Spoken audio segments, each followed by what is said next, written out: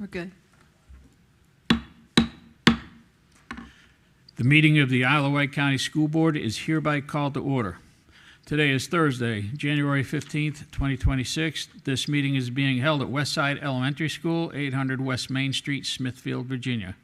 Wight County Public Schools is preparing students for college, career, and life. And the clerk shall take the roll call. Mr. Wooster. Here. Mr. Marsh. Here. Mrs. Perkins. Here. Mr. Ford. Here.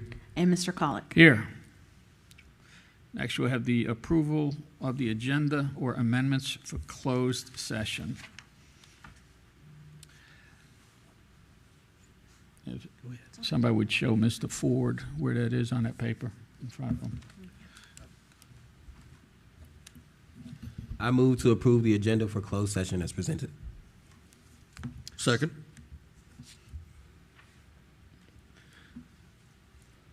We have a motion and a second. Is there any discussion? Clerk will take the vote. Mr. Wooster. Yes. Mr. Marsh. Yes. Mrs. Perkins. Yes. Mr. Ford. Yes. And Mr. Colick. Yes. Next, we'll have the approval of the agenda or amendments for open session.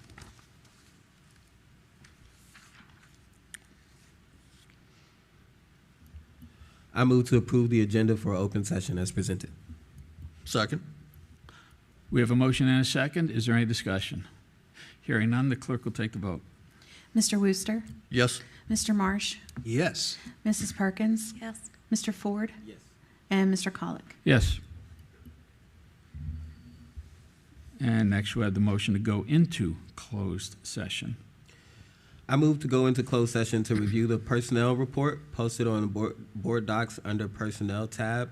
Number 18.1 is authorized by VA Code 2.2-3711A1 for purpose of discussion and consideration of prospective candidates of Isle of Wight Public Schools for employment, contract changes, transfers, salary adjustments, supplemental contracts, deletions, supplemental pay, resignations of Isle of Wight County Public Schools employees, and to consider the appointment and contract of central office employees as authorized by VA Code 2.2-3711A1, and to consult with legal counsel regarding the same issue as authorized by VA Code 2.2-3711A8, and to consult with legal counsel regarding legal issues surrounding school board governance as authorized by VA Code 2.2-3711A8.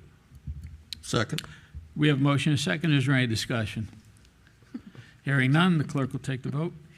Mr. Wooster. Yes. Mr. Marsh. Yes. Mrs. Perkins. Yes. Mr. Ford. Yes. And Mr. Colick. Yes. And Mrs. Whitlow, has anyone registered to speak in closed session? No, sir. Okay, then the board will enter closed session at this time.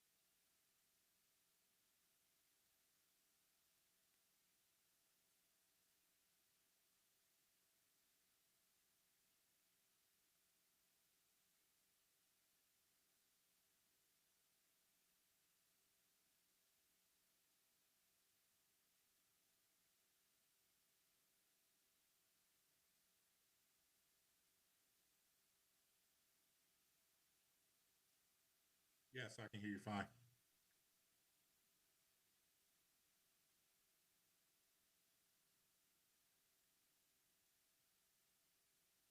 Okay.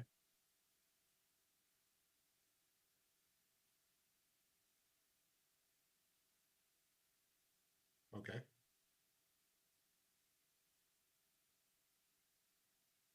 All right, I will mute now. I'll go ahead and mute. Okay. All right.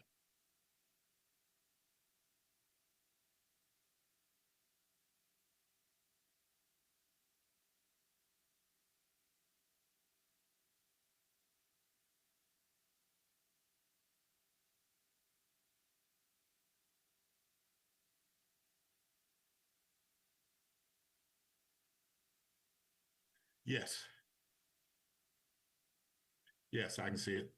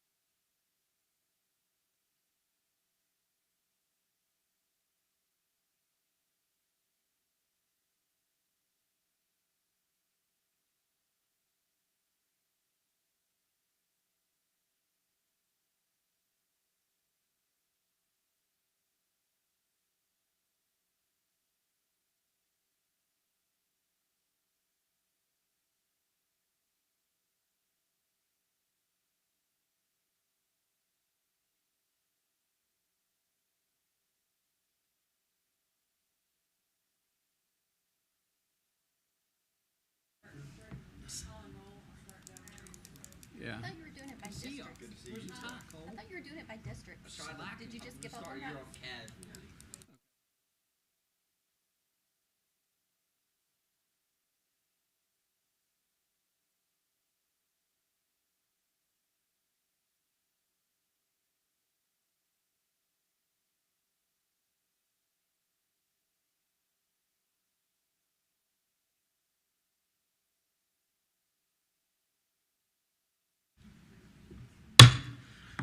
The meeting of the Isle of Wight County School Board is hereby reconvened in open session. We'll have the certification of the resolution of compliance. I move that the closed session. I move that the closed meeting was conducted in conformity with the provisions of the Virginia Freedom of Information Act as required by Section 2.2-3712D of the Code of Virginia, and certify that only public business matters lawfully exempted from open meeting requirements were discussed, and only such public business matters as were identified in the motion by which the closed meeting was convened were heard, discussed, or considered. Second.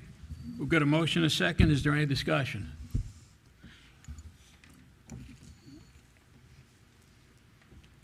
Hearing none, the clerk will take the vote. Mrs. Perkins, Yes. Mr. Wooster, Yes. Mr. Marsh, Yes. Mr. Ford, Yes. and Mr. Colick. Yes.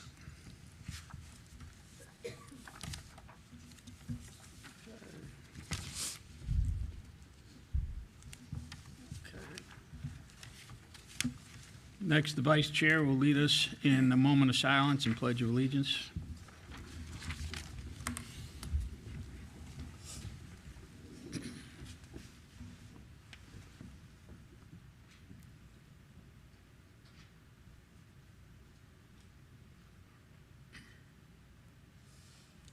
I pledge allegiance to the flag of the United States of America and to the republic for which it stands, one nation, under God, indivisible, with liberty and justice for all.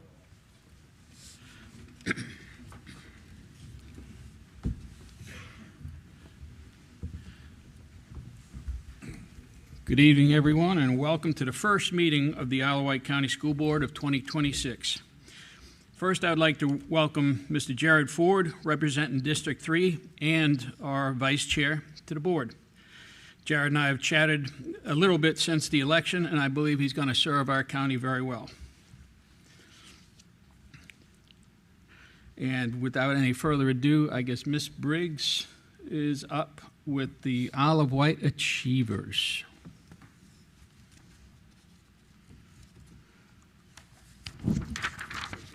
Good evening, Board. As we get ready to recognize a few achievers tonight, as we started doing a couple months ago, we are going to have our board members come down on the floor and stand in front of the backdrop. Our achievers that come up will shake your hand. Then we'll get the board and the honorees in a photo from Mr. Elliott.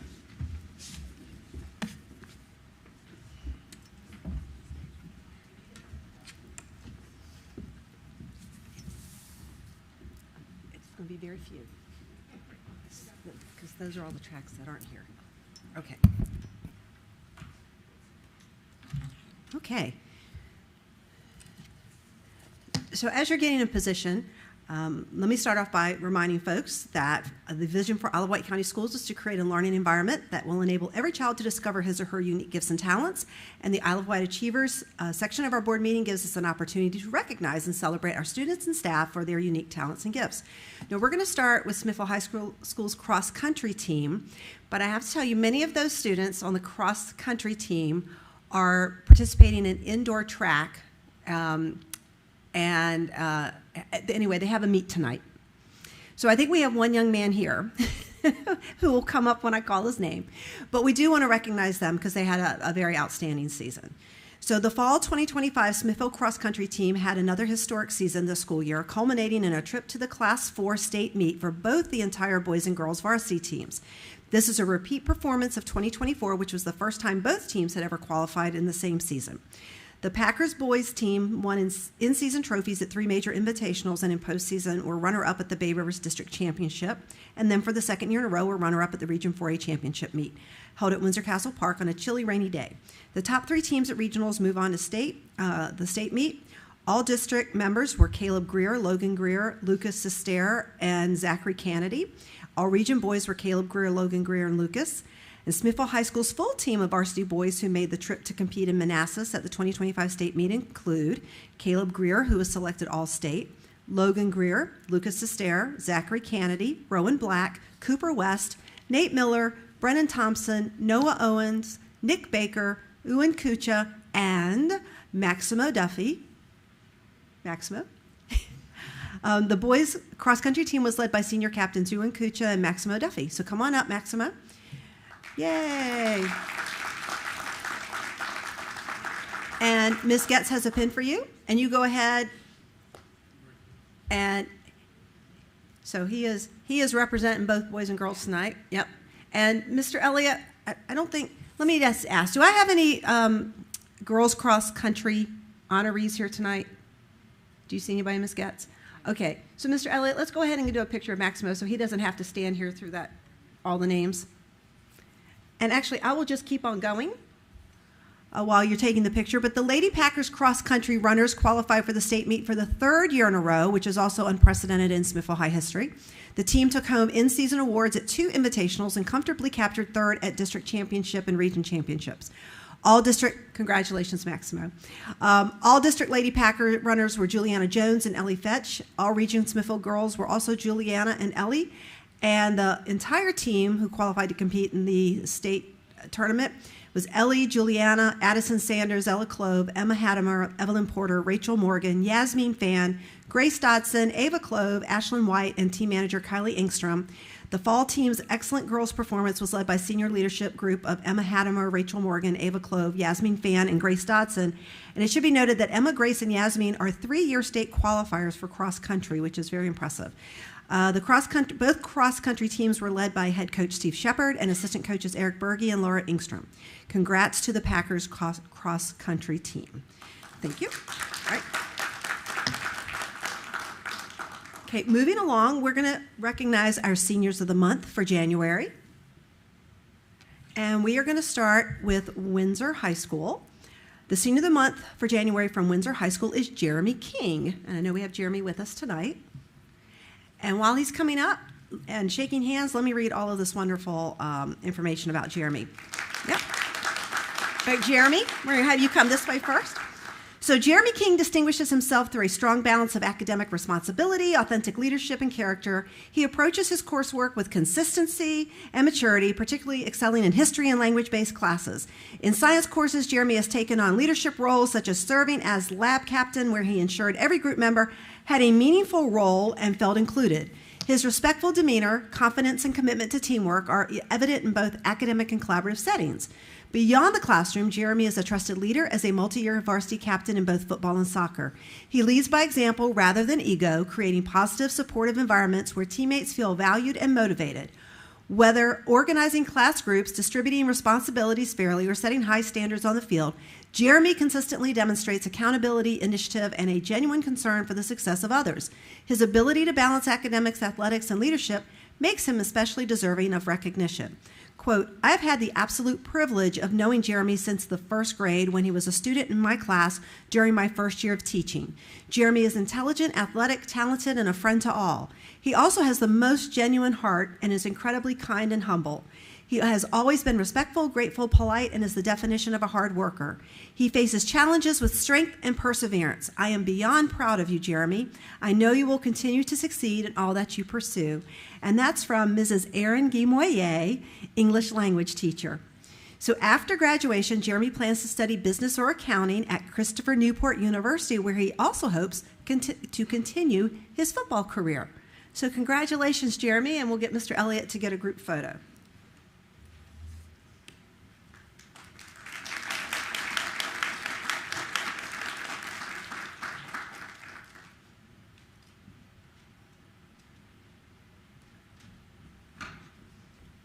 Congratulations once again, Jeremy.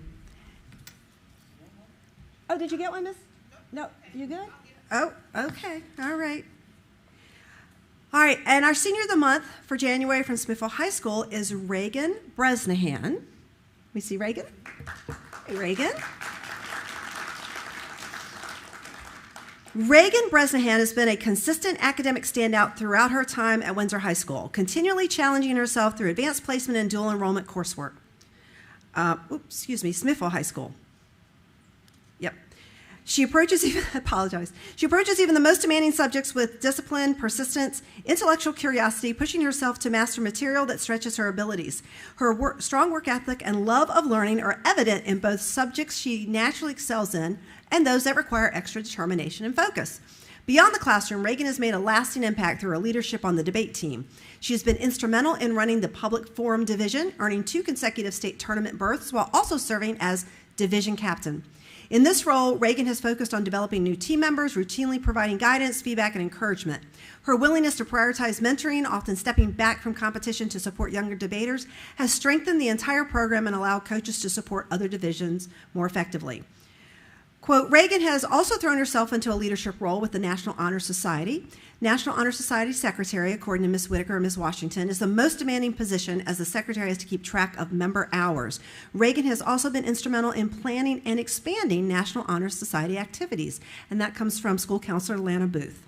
Reagan plans to pursue a major in classical studies and is applying to a joint program that will allow her to study at both William and Mary and St. Andrews University in Scotland. So congratulations, Reagan. And we'll have Mr. Elliott take a photo. And I apologize I didn't say this earlier, but if you have family members or anybody in the audience and you would like a photo, please come up. This is the time to come up and get that photo.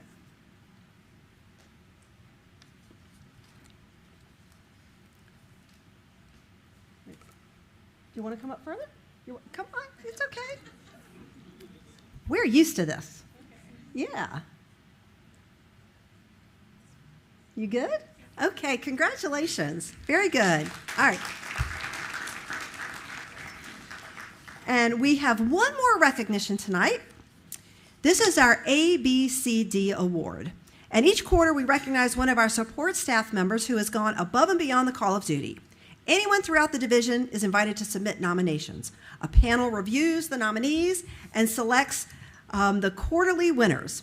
Our 2025-2026 second quarter ABCD Award winner is Nash Howell with our Fleet Services team.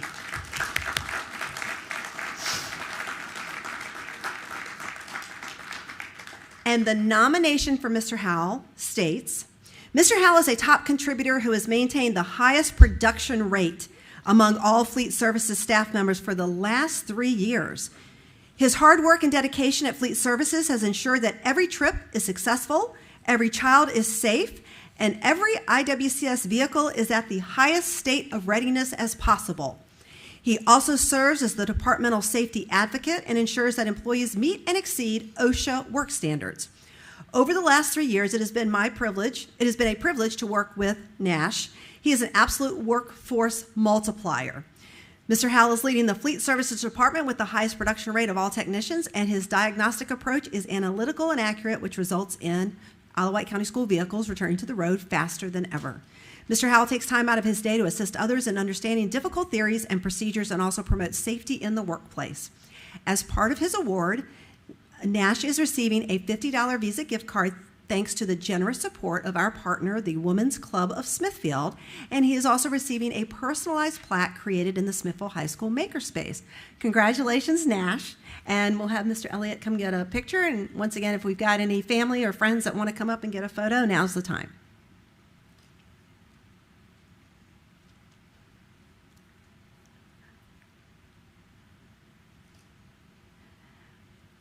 Are we good? Good. And I have to say, I don't think I've ever seen you with your hat off, Nash. It would have been fun to have worn it up here. And that, ladies and gentlemen and board members, that's going to conclude our Achievers for tonight. Thanks to everyone who came out to be recognized and or to support those.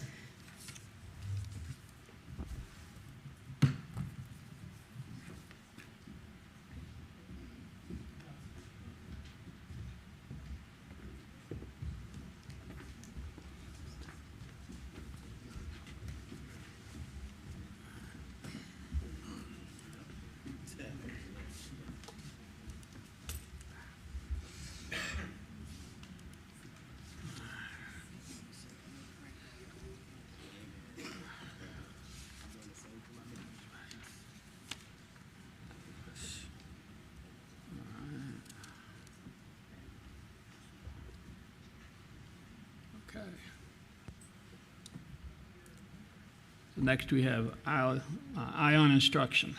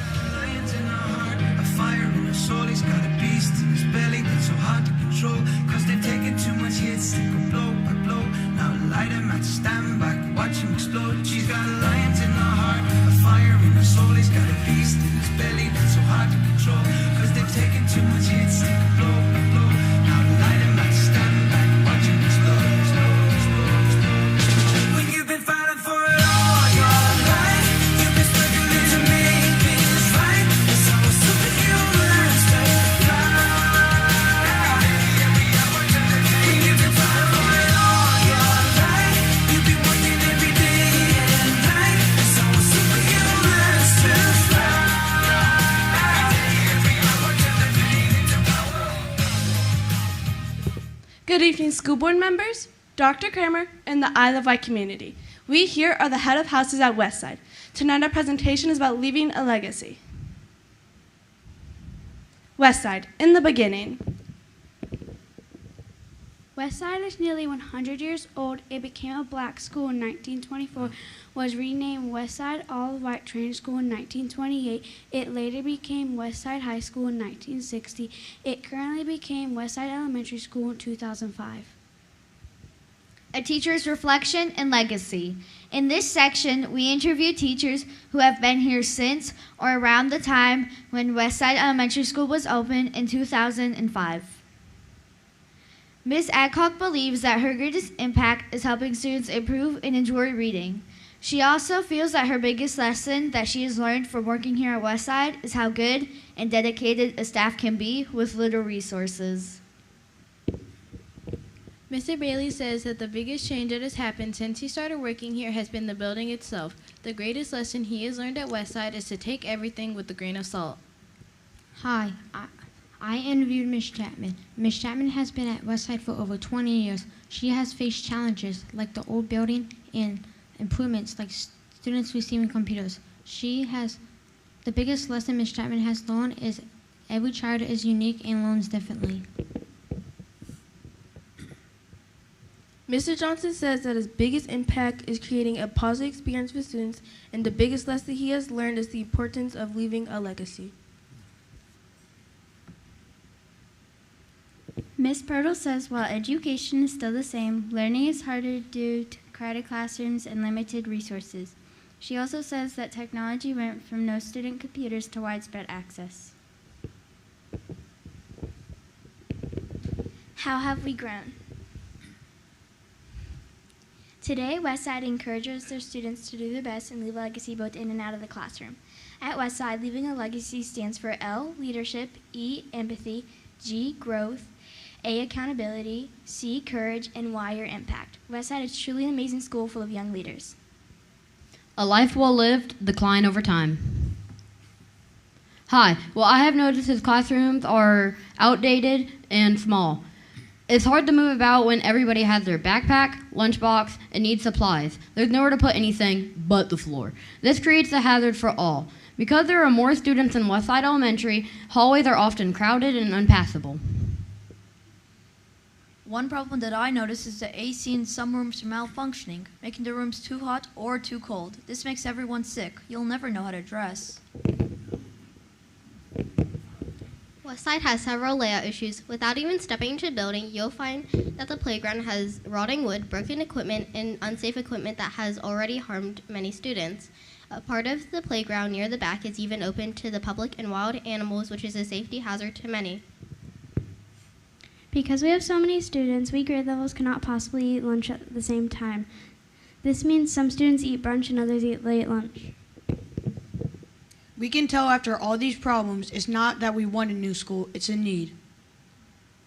The legacy of a great school. The future is ours. It's time to move forward.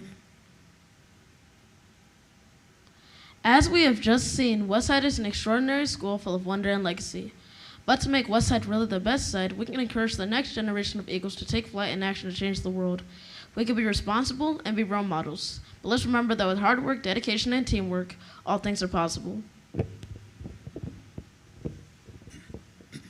The legacy of a great school.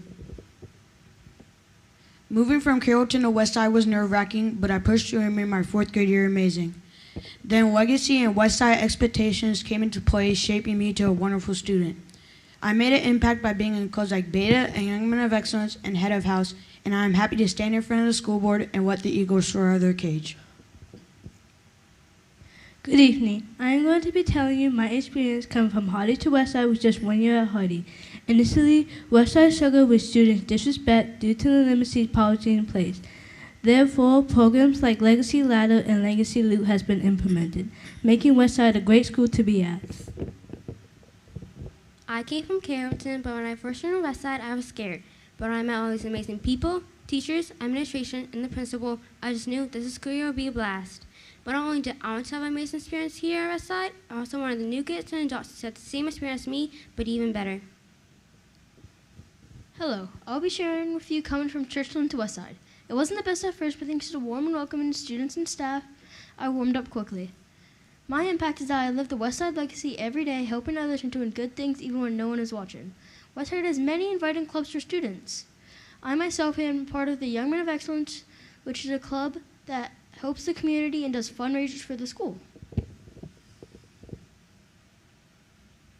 Moving from Chesapeake to Smithfield was difficult, especially leaving my best friend behind. But teachers like Miss McGrath at Hardy helped me pull through. Starting at Westside was rocky too, as I was separated from friends by the house system. But dedicated teachers like Miss Ingerson and Mrs. Ferguson helped me excel. I earned straight A's and joined Beta, and now I'm in YME and a head of house. I wanted to make a legacy at Westside, but I feel Westside made a legacy in me. How will you leave your legacy? You can be responsible, you can be remembered, and you can too leave your legacy. Leave a mark, not just a memory. We have left you a Westside Challenge coin. We challenge you to leave a legacy. Thank you. Do you have any questions? Mr. Chair, I do have a question. I have a question. Thanks for the coin, by the way. I have a question for two students. And I apologize, young man, if I butcher your name. Nicandrius and Jada. So both of you came from Carsville to Westside? So here's the question. Carrollton to Westside. I'm going to put you on the spot. Who's doing a better job, Mr. Brennan or Mr. Johnson?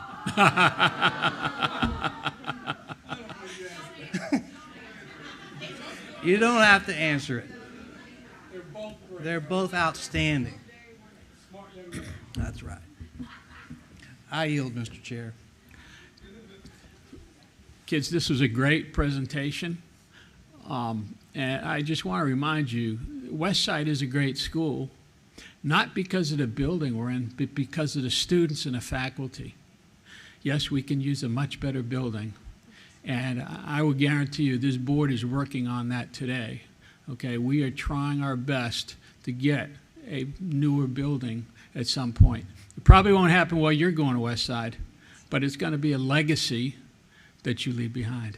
Thank you. Thank you.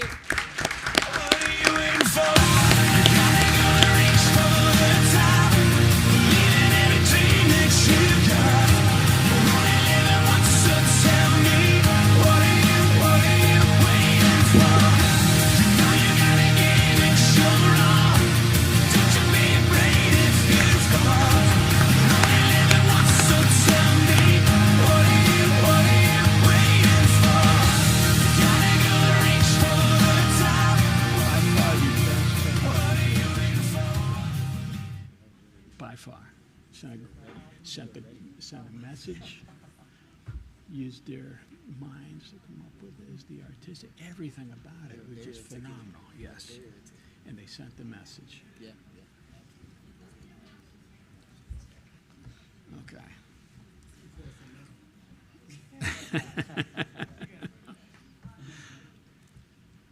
We'll give everybody a minute.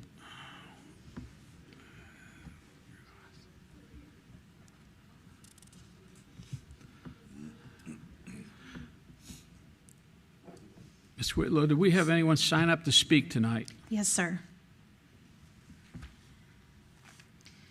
In accordance to policy BDDH-E, presentation of information on any subject will be concluded at the discretion of the board. No person will be recognized to speak more than once. Citizens scheduled on the agenda to speak will be permitted 4 minutes maximum time for their presentation. Delegations will be requested to limit their speakers to 2. Persons speaking are asked to be specific, state the issues for the board's consideration, and attach a copy of your prepared remarks. If you have prepared remarks, they should be given to the board clerk. Please do not approach the board members. Any matter relating to specific students will be heard by the school board only in a closed meeting. First, we have Mr. Uzzle.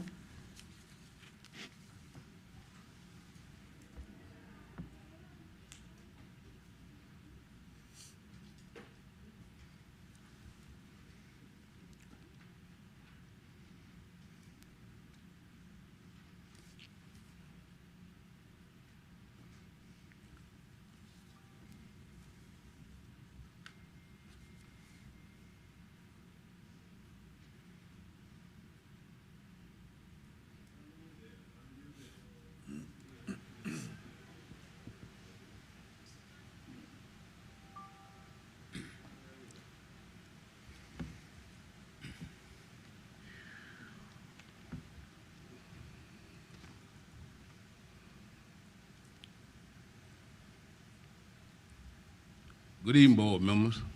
Happy New Year to all.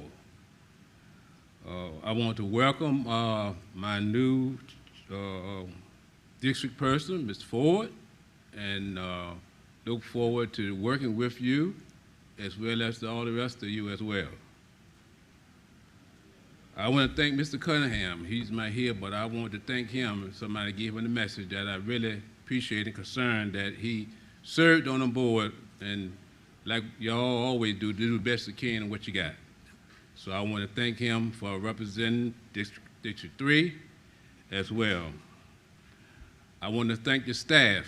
I had some list of concerns about some staff, and we met, some of us met in these summers, so I still got quite a few more to go to and talk with about some concerns.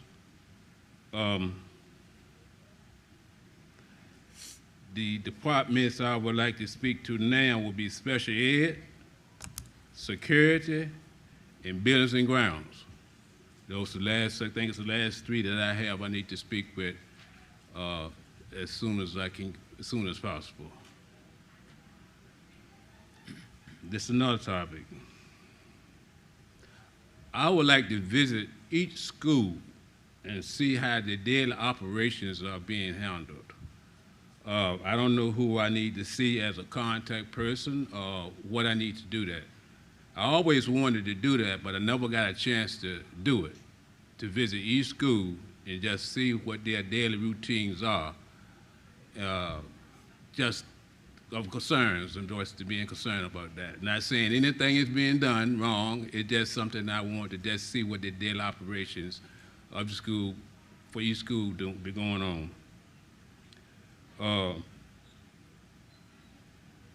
And I would like a list of all the principals and assistant principals for each school as well as each board members.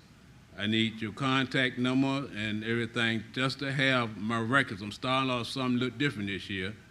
I need some contact numbers so that I can contact each one of you or all of you at one point or another so that I can move things a little easier for all of us.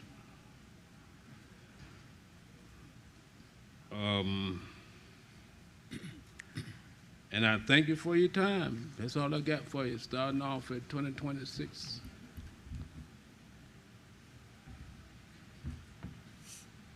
That was the only speaker, Mr. Clark. Okay. Thank you, Mr. Uzzle.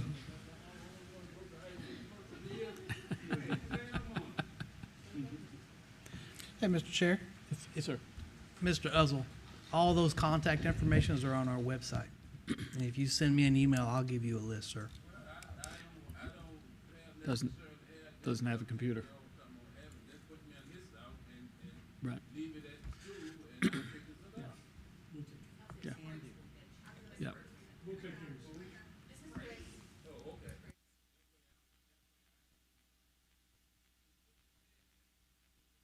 Let me say this why the first of the year.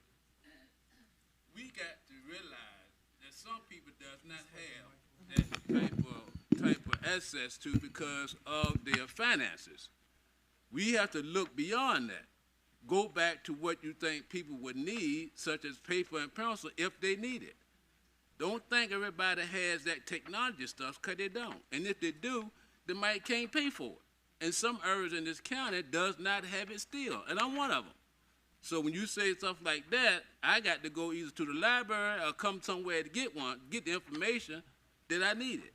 So if we all can take that into consideration on whatever we do, then we would serve the best of all people, not just some, all people.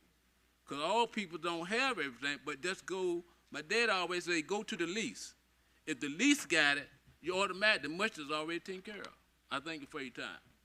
If I may, Mr. Chair, we will make certain that Mr. Uzzle gets the information he's requesting. Okay, next we'll have the reports from the student liaisons. Cameron? Good afternoon, school board. This is our first meeting back after the lengthy winter break. Since we last saw each other, not much has happened at Smithfield High School. This month there's going to be a lot of testing going on with final exams and SOLs. Today and tomorrow, the 15th and the 16th, are SOL days, so only students who need to take those SOLs went to school today and will do so tomorrow. For upperclassmen and students in general who didn't need to take SOLs, the day was classified as the asynchronous day.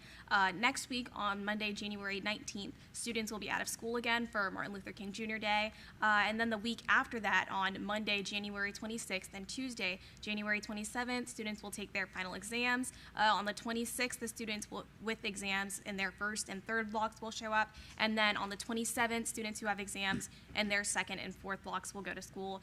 As with the SOL days, if you do not have those exams, you do not need to come in. Like the year before, students who've accumulated more than 5 or more absences in a class will have to take the exam for that class, or if your grade is below the threshold. And outside of the testing and the exams and the SOLs, not much has been going on at Smithfield. It's been very smooth. It's been a good start to the new year for us, so that's all I have to share. That is good. Thank you. Cole? Good evening, new Mr. Chair. So let me get to my tab. Good evening, Mr. Chair, Dr. Kramer, school board members, listeners here and at home. Tonight I want to start off with recognizing a horrible reality that Dukes had to come to when they stepped in the castle just the day before winter break. An outstanding Duke, wonderful community member, and an overall amazing person named Mr. Shiloh Williams passed away on the evening of December 18th, 2025. Mr. Williams, our cafeteria manager, was far more than his title entailed. He was a perfect embodiment of what it means to be a Duke. He cared dearly for the students here at Windsor and loved being a part of the amazing culture we have created. I truly can't put into words the disbelief we all felt hearing the tragic news that we had lost such a genuine person. Not many people can say they hadn't shared a smile and laugh with Mr. Williams. He had a true heart and made a deep connection with many of our Duke students and faculty. Shiloh Williams will never be forgotten at Windsor, and I would love to announce to the board that I'm working on acquiring a plaque to put in the lunchroom to honor such an amazing man who had a lasting impact on the castle. Even through all of this difficulty, students were able to attend our winter pep rally on Friday, the day before winter break. That included a moment of silence for Mr. Williams. We send our deepest condolences to his family, and I wanted to let them know as long as I'm at the castle, his name will never be forgotten. Okay, that's the deepest of the stuff I have to talk about tonight. Winter break entailed of a wave of sickness throughout our entire community, and that was not too fun for most people. I want to thank Dr. Kramer and the board for the newest member of our Duke family, our new SSO. Thank you guys for putting our safety as your #1 priority and answering the call for urgency as we feel safe where no one should feel the contrary.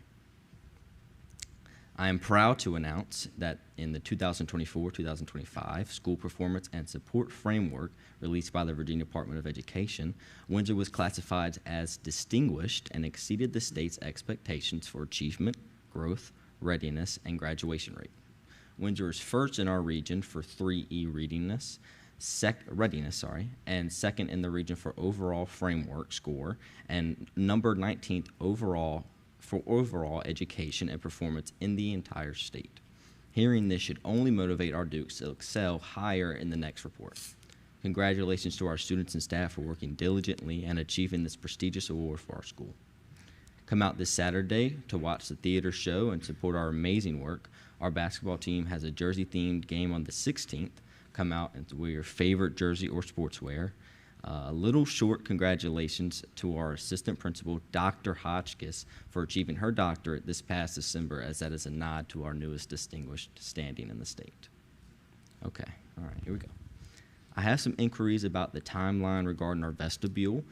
In September, Mr. Coleman, or Dr. Coleman, who I've noticed isn't here today, stated we were reviewing our potential options for potential solutions. Do we have an update on a viable plan, as we're the only school in the district without one? I also have some concerns with the junior lot. Is it possible if we could have an additional security camera placed in the junior lot, because we currently do not have one? During the day, it's not monitored by anyone, just in the mornings by a staff member. The parking spaces are not clearly marked as well, which leads to confusion throughout the students. Just some concerns I have heard not just from the students and myself, but staff and Duke parents as well. Thank you.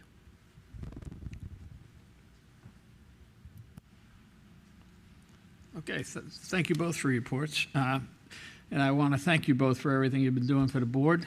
And I'm looking forward to working closely with you over the next year. And I want to remind you, anytime at all, reach out to your board members or reach out to me and call. I'm both for you. So, but again, I think you guys, you're both doing a very good job, and please keep it up. And you can stay or leave, whatever you want. Okay? Thank you. Next, we're going to go into presentations from the superintendent's staff, and we'll start with the Smithfield High School Band Project. And just for the record, as Ms. DeVere approaches the dais, Dr. Coleman is actually, hopefully he'll be here at some point if he's able to get out of the Board of Supervisors presentation in time. So just want to state for the record, he is not absent. He's serving double duty this evening.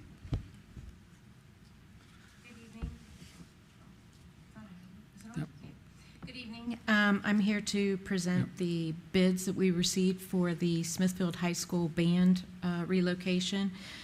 We received 5 bids. The lowest bid was received from GC Commercial in the amount of $1,030,000, and that is who we recommend that you award the contract to. Mr. DeVere, is that the best value as well? On a construction invitation to bid, you must take the lowest bid. You must, okay. Unless there's some reason, like for instance, if the vendor was previously debarred in the state of Virginia from bidding on government projects, or if we previously found them to be unresponsive. So, yes, sir, we have to take that as the lowest bid. Thank you. Mr. Chair. Mr. Marsh. Mr. DeVere, refresh my memory, is the bid, is that under or above what we budgeted for? Good question, sir. The total budget was $1.4 million. Of that, $242,000 was for the architecture and engineering, and so $1,030,000 will leave a balance of $128,000. Okay, excellent. So in case there are change orders. Sure. Okay. Thank you. I yield.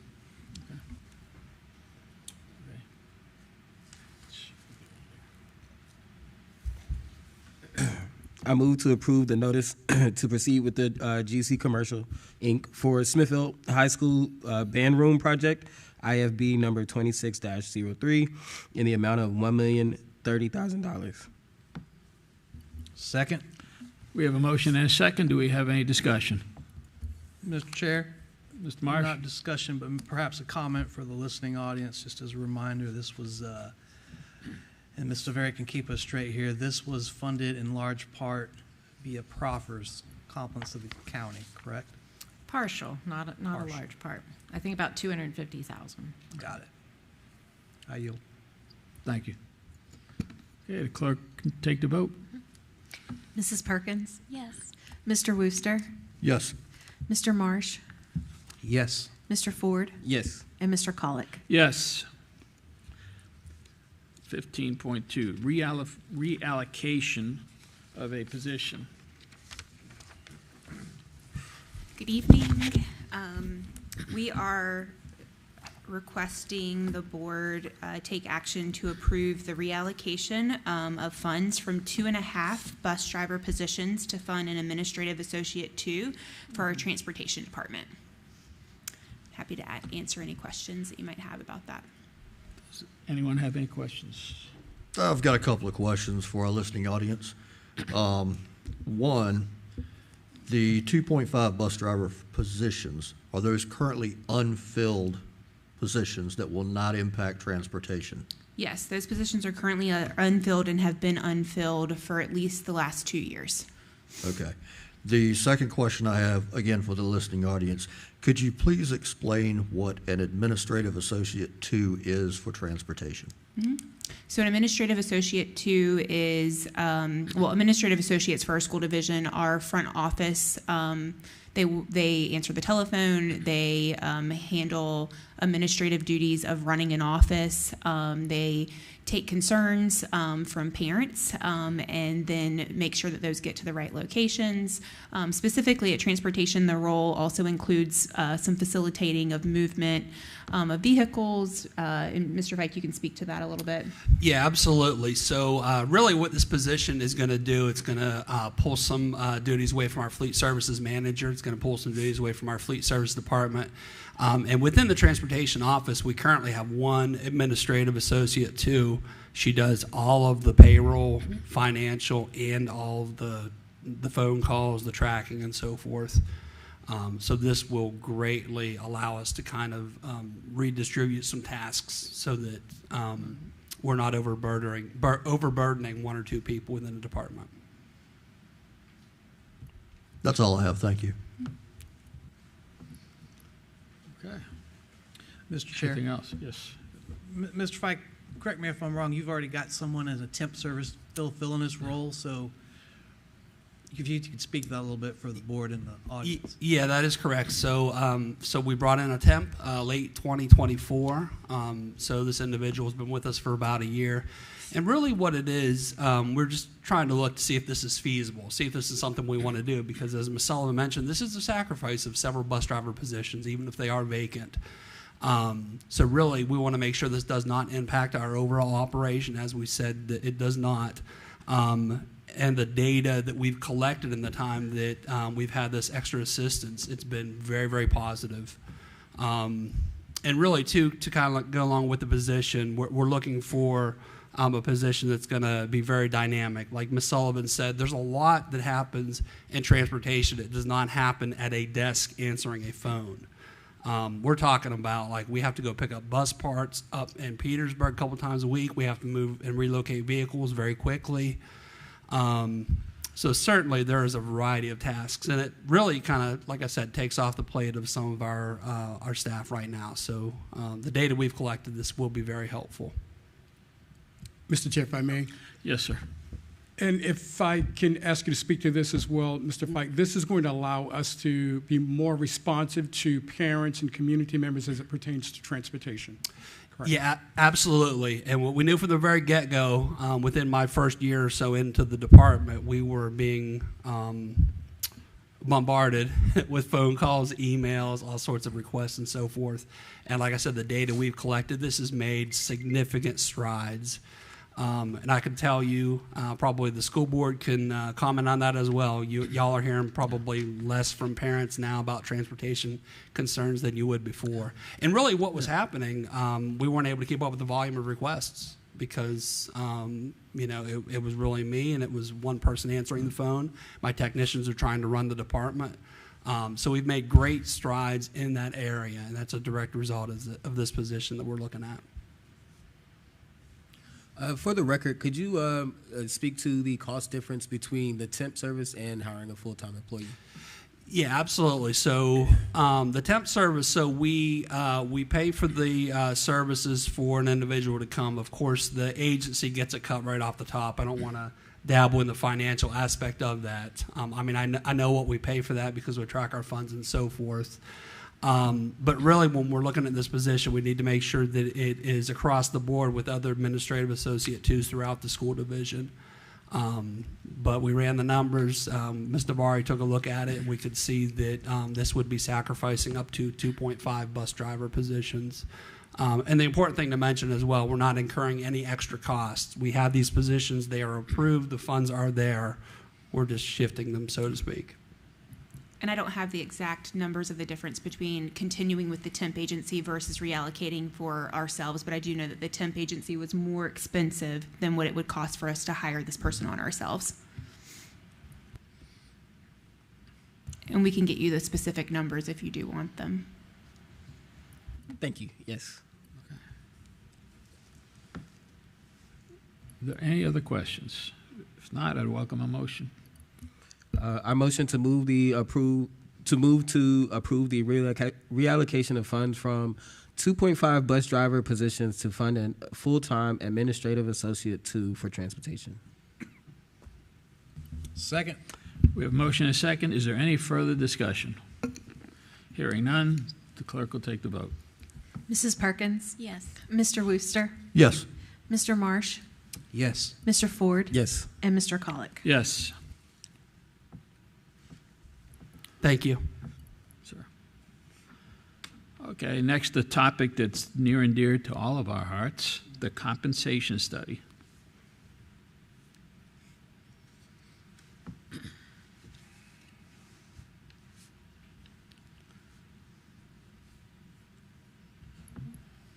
While Mr. Cooprider is getting that up and working for us, the compensation study, we started it in late summer, and truly it's been under a really compressed time frame. So we're really thankful for the consultant for doing what they have been able to do. The classification study on the administrative and support staff is taking a little bit longer for us to work through, but we wanted to bring what I believe is probably what you think is one of the most important pieces, which is the teacher pay. So we have with us Dr. Russell Campbell. He's a Senior Vice President with Management Advisory Group out of Spartanburg, South Carolina, and he's going to take you through a presentation and explain the recommendations on the teacher pay scale.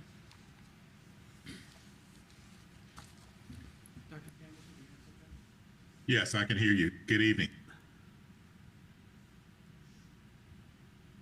And I'd like to say hello to the board chair and the other board members of the school division. As Laura said, we've been working on this project since late summer, and we've finished the teacher portion of the project. Still work to come on the administrative, clinician, and support schedule. But I'd like to give you an overview this evening of the results of the teacher review, looking at the approach and methodology that we use to come up with the recommendations, some insight on where you currently are with respect to teacher pay within the region, and where you'd be if you fund the recommendations as we presented them. Just a little bit of my background. I'm a retired Air Force officer, former HR director, and city administrator. I've also been an adjunct professor in higher education. I've conducted about 315 compensation classification studies around the country, many of them in the state of Virginia. I'm going to share my screen with you here so I can go through a PowerPoint presentation.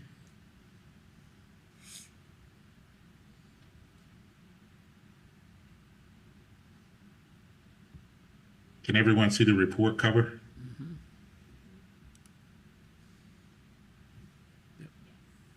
Yes. All right, a little bit about the company, Management Advisory Group. We've been in business for about 25 years. We worked in 40 of the 50 states. We are a public sector management consulting firm, meaning that all our clients are either school districts, municipal or county governments, or some type of governmental entity such as utilities or public safety. We've conducted over 600 studies in our 25 years of existence, including a number of studies in the state of Virginia. Some of the school divisions we work for in Virginia: Chesapeake Public Schools, Portsmouth Public Schools, Pequasin County Public Schools, Roanoke County Public Schools, Bedford County Public Schools, Fairfax County Public Schools, Loudoun County Public Schools, Norfolk Public Schools, and Virginia Beach Public Schools are some of the clients, among others, that we work for in the state. This particular project, in terms of scope relating to the teacher portion of the study, at the time of the study, there were 447 field teacher positions within the division. We were tasked with looking at the current pay and classification schedule and salary administration guidelines and make recommendations to achieve a sound and competitive pay structure and a philosophy for the division. We've reviewed the current pay salary schedules to understand current challenges with respect to recruiting and retaining employees. We've had a number of conversations with human resources and finance regarding some of the challenges with recruitment and retention. We also wanted to identify a consistent and competitive market position that the division can strive to maintain in terms of placement in the labor market. We also reviewed and analyzed data from several other school divisions within the area, which I'll share with you shortly. And then we used that information to recommend appropriate salary ranges for the proposed teacher schedule based on the survey results and the different divisions that we gathered data from, looking at internal relationships to ensure there was equity and fairness among the teacher pay schedule, and prepare a new schedule based upon the results and best practices. We also look to identify compression issues and equity issues within the current salary structure, including any leadership positions, and recommend solutions to address those issues that we've communicated in the report as part of the implementation process. And we're developing a compensation philosophy to be used by human resources in determining salary placement going forward for employees on the teacher schedule. And we provided cost implications for the recommendations that we provided in the report. To start the project, we spent time discussing the challenges, as I've said, with HR and finance. Then we identified the peer divisions that we wanted to collect data from in the region. So we prepared a detailed survey instrument that went out to the different divisions requesting information on their salary schedules. That information was used to develop the proposed schedule and to analyze preliminary results and recommendations. And then tonight we're prepared to present the final recommendations as it relates to the teacher schedule.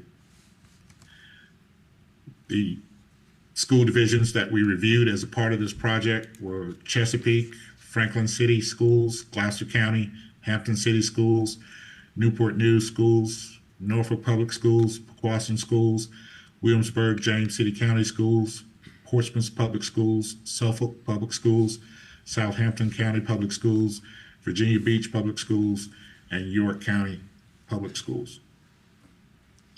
Based on an assessment of current market data, the Wight County School District teacher pay schedule ranks below the 60th percentile among the peer group surveyed. In order to strengthen the applicant pools to attract higher quality teaching candidates, IWCS needs to be at the 70th percentile, which would rank it just under the third rank in terms of step value among the peers that we surveyed, which is consistent with what's in your strategic plan. In front of me is a teacher comparison chart based on a bachelor degree teacher. Currently, at the zero step, a bachelor degree teacher earns about $52,520 per year. The market average is $54,755. So the deviation from the market is 4.25%. In other words, at step zero for a bachelor degree teacher, you're 4.25% behind the market. And then you'll see the current starting salaries for the other divisions that we compared you with. You'll notice in red is where the comparison shows negative market deviation. In other words, you're behind at the different step intervals as it relates to the other peer divisions that we compared you with. Our proposed teacher schedule would move step zero up to $58,000 per year, which would put you about 5.6% ahead of the market. You'll see that would put you ahead of several of the peer organizations that we have here in the chart.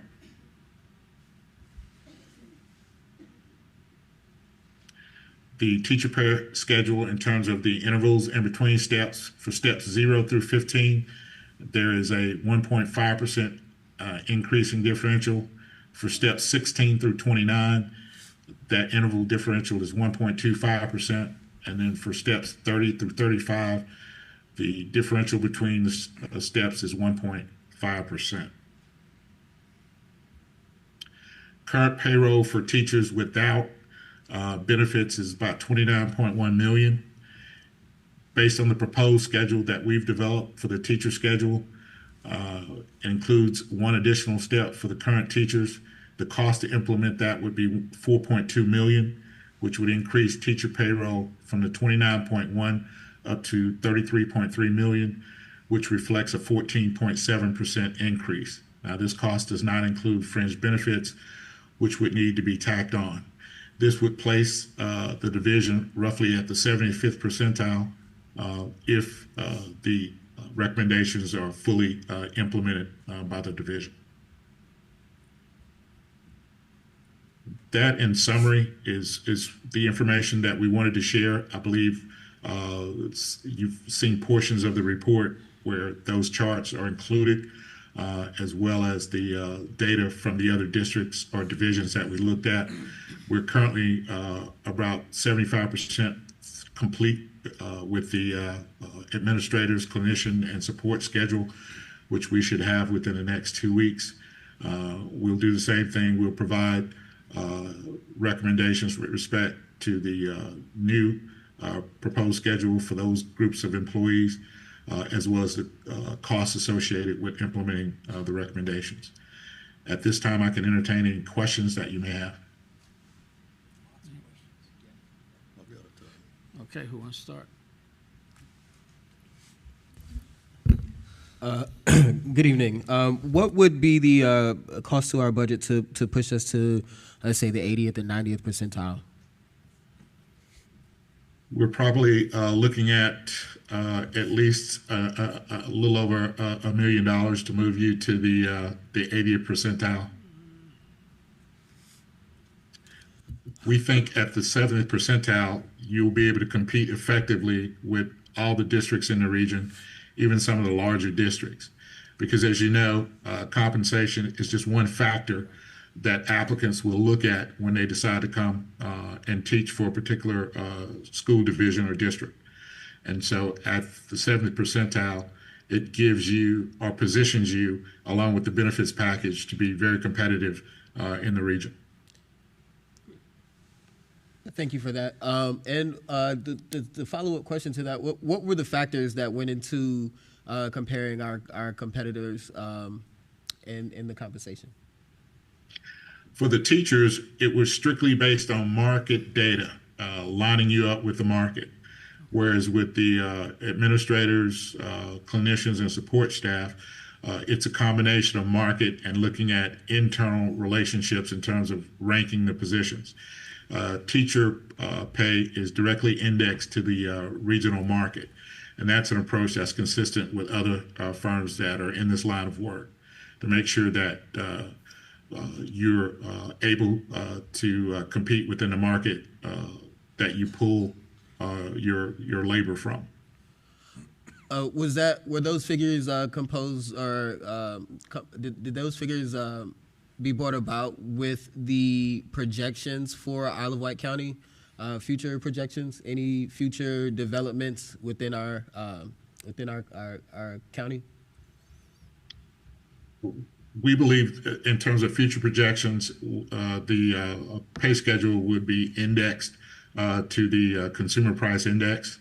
It would not need to be adjusted at least for another 2 years if it's implemented fully. Okay, thank you.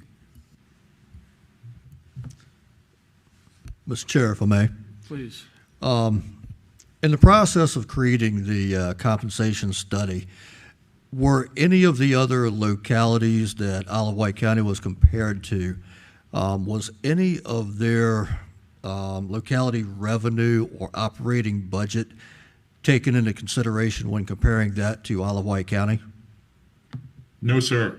We started out looking at the districts based on geographic proximity because those individuals that reside within Isle of Wight County certainly can commute and gain employment with some of the other districts without having to physically relocate because they are close. And then we extended out beyond the immediate area, looking at those districts based on historical data where you've lost teachers to over the past few years. We did not take in consideration budget revenues or tax rates when we came up with the recommendations. Okay, thank you. Anyone else? Mr. Marsh? Thank you, Mr. Chair. Appreciate you dialing in tonight, sir. Jason Marsh here. Got a few questions here. On slide 13, there's a note that says fringe benefits are not included, and I get that, and that's something that we've kind of discussed up here on the board before, right? So the compensation is the total package, and I realize that every school division's got their own unique fringe benefits. But what should we be looking at with respect to fringe benefits as a positive attribute of working at Wight County Schools? Over. With respect to benefits, the greatest challenge right now is certainly healthcare and the portion of premiums that the employees must pay as part of gaining healthcare coverage. Healthcare costs continue to exceed the rate of inflation around the country, and certainly the healthcare market is in a bit of a flux now based on a lack of funding for the Affordable Care Act, which provides healthcare coverage for some of the employees in the districts, both teaching and non-teaching. And so healthcare continues to be one of the benefits that you must watch closely with respect to cost passed on to the employee for coverage. There's also a big push in the labor market across all industries to look at ways to enhance the work-life balance experience within the organization, looking at things like additional time off, improved professional development opportunities, as well as employee recognition programs as part of that effort. Thank you, sir. There's no doubt that healthcare costs is a moving target as of late. I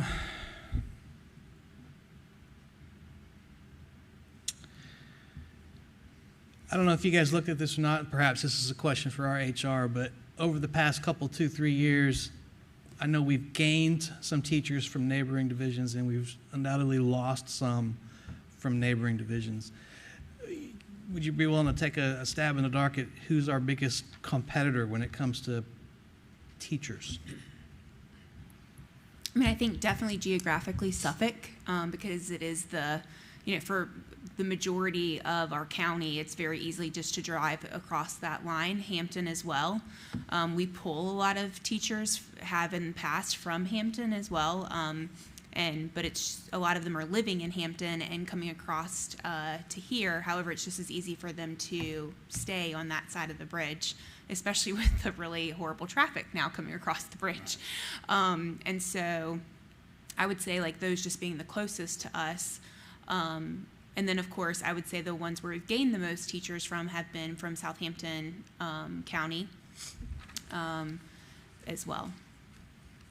And that makes sense if you look at the chart. So right down the road in Suffolk, it looks like roughly up and down the scale, they're paying somewhere between $4,000 to $5,000, maybe $6,000 a year. And then Southampton County, looks like we've got them beat. So that makes sense. Yeah, and I mean, we've offered many jobs to those who work in Suffolk currently, and so they're interested because they've applied. However, when we make the offer and tell them what we have to give in terms of compensation and their benefits, like for example in Suffolk, at least in this past year, if you were just an employee on your health insurance, you didn't have any premiums. So Suffolk paid for your health insurance full, and they were making about anywhere from $6,000 to $7,000 more off the top.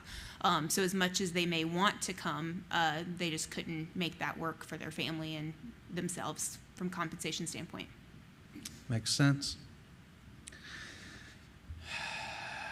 And I'm not sure who to ask this question. It's a subjective question, but we'll use Suffolk and Hampton as a good example, right? So that's roughly, depending on where you live in the county, that could be 15-minute to 45-minute plus drive. What's the threshold? What's the dollar amount that's a threshold to keep a teacher here? I think we would all argue, perhaps naively, I don't know, but I think Wight has great schools, and I think it's a much better environment to Suffolk or Hampton. But what's that threshold? What's that dollar amount that's going to either keep or draw a teacher over here? I don't know. But I think that should be the target for this board. I would go a step further and say that 4.2 million is a heavy lift for Isle of Wight County. That's a heavy lift.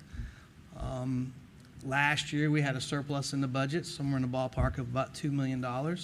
Much of that was unfilled positions. So I think moving forward, we have to look at that. But, you know, Mr. Ford brings up a valid point. What's it take to get us to 80%? I don't know. That's a lot. 4.2 million is a heavy lift if we're just looking at 400 and some odd employees, and we haven't looked at the whole picture yet. I'd allow you to respond before I yield. I believe on that slide that he mentioned about the cost of fringe benefits, from your standpoint or from Isle of Wight County Schools standpoint, there are several fringe benefits that we provide that are based on a percentage of someone's pay. For instance, VRS. And then you also have, they get group life coverage through VRS. They get retiree health insurance credit. So there are a bunch of those, and those total about 20 to 25%. So you would need to tack that on too to get the full cost to implement this. It has nothing to do with health insurance because the health insurance isn't about a percentage of pay. So in other words, just to get the recommendation, if we had a blank check, 4.2 million isn't the number, it's 4.2 million plus another 25%. Yes, sir. That's important to understand. Yeah. Dr. Kramer. Mr. Chair, if I may respond to Mr. Marsh's question, it certainly is a heavy lift, so there's no question about that. We're looking at approximately 15% just on this alone. I think we need to engage the county, certainly, and I'm sure you all agree there. Mr. Berry and I will be meeting with County Administrator Robertson and their finance head early next week to begin these discussions about what we can, in fact, afford. I think we need to be honest, candid, and have adult conversations about what we're able to afford. So we will begin those conversations, but I totally agree with you. The need is there, and I think we all agree there that we need to compensate our staff comparably and fairly, but we also need to have a conversation about what we can in fact afford. So I wanted to state for the record that those conversations are beginning. And Mr. Chair, I've got one more, and then I will yield, sir. On the slide, let's see, this is slide 10, sir. The teacher comparison proposed. Was the increased recommendation or the increased proposal, was it a consistent increase across the scale, or were there groups of it that were updated plus or minus a %, if that makes sense? Well, the way we built it was similar to what you have now, where from steps 0 to 15 on the scale, the differential between the steps is 1.5%. At step 16 through 29, the differential between steps was 1.25. And then at 30 through 35, the differential went back up to 1.5%. So it was not a straight linear percentage. In other words, you targeted groups of the scale to bring us up to a steady competitive level? Yeah. We specifically are at steps 0 through 15. We're targeting teachers with who are new and have experience up to the 15-year point, who may be interested in making a transition or a change. And then at 16 and 29, we adjust it down just based on experience in looking at other school divisions in Virginia and elsewhere, that compensation tends to not be a major concern for those at 16 and 29. They're fairly locked into retirement where they are. But there's also a need to attract older, experienced teachers to serve as mentors and coaches for less experienced teachers. And so at the 30 to 35-year mark, where teachers are considering retiring, we moved it back up to 1.5% in hopes of trying to target some of those teachers that may be retiring from one division but are interested in teaching in some capacity. And that's pretty similar to what our scale looked like prior, in terms of how the progression went. It wasn't equal across the board. And we find in Isle of Wight County, we are trying to attract really that, or that we attract more of that kind of like 5 to 15 year, once people have moved away from wherever they went to college and are coming to kind of settle down and to start a family. And so that's matches up with our recruitment trends as well. It seems to me that this, I'll call it space, but the percentage between each step is pretty much the same as we have right now. It's very close. Yeah, yeah. That's all I got, sir. I yield. Yeah. So, like Mr. Marsh said and Dr. Kramer said, this is a very heavy lift, okay? You know, basically we're talking over $4.5 million when it really come down to it. It's nothing we can afford today. But what I'd like to find out is we do have a number of positions that have not been filled for 2 years.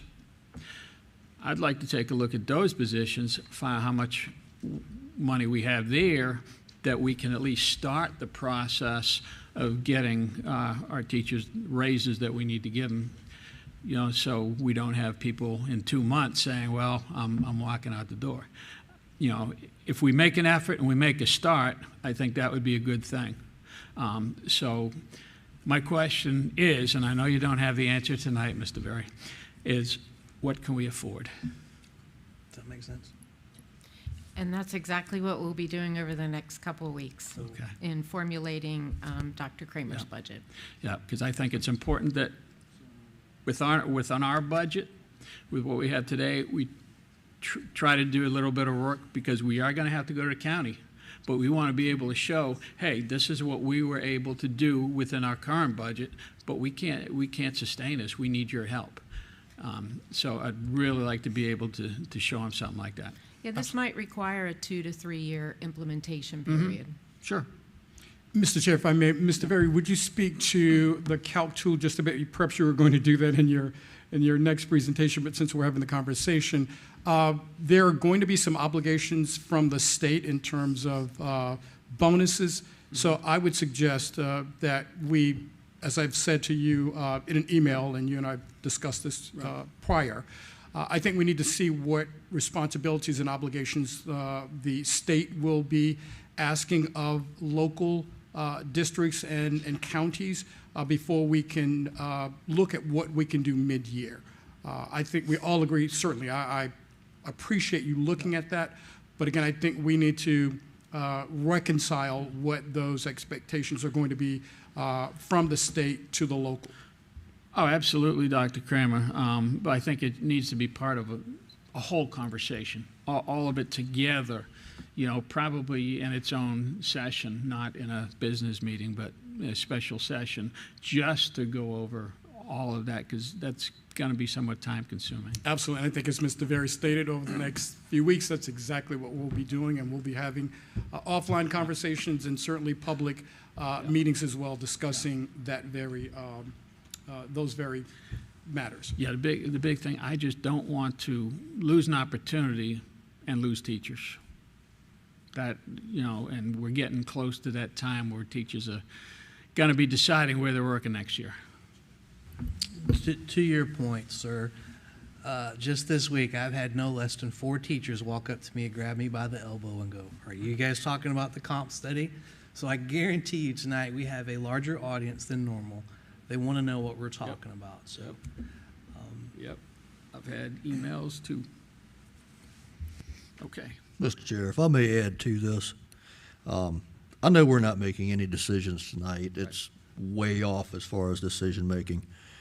But one thing I would like to see when it comes to doing a comparison, you can't compare Isle of Wight County to localities like Chesapeake or Newport News or Williamsburg, Virginia Beach, in terms of revenue sources. There's just no comparison there. I'm not saying this is not warranted. I don't blame anybody for wanting increased pay, and I would love to do it. But the bottom line is, what we've got to look at is what can we actually afford. That's the biggest issue that I'm seeing. It also came to my attention, and I was Dr. Coleman's not here yet, so I'm going to pass it on to you.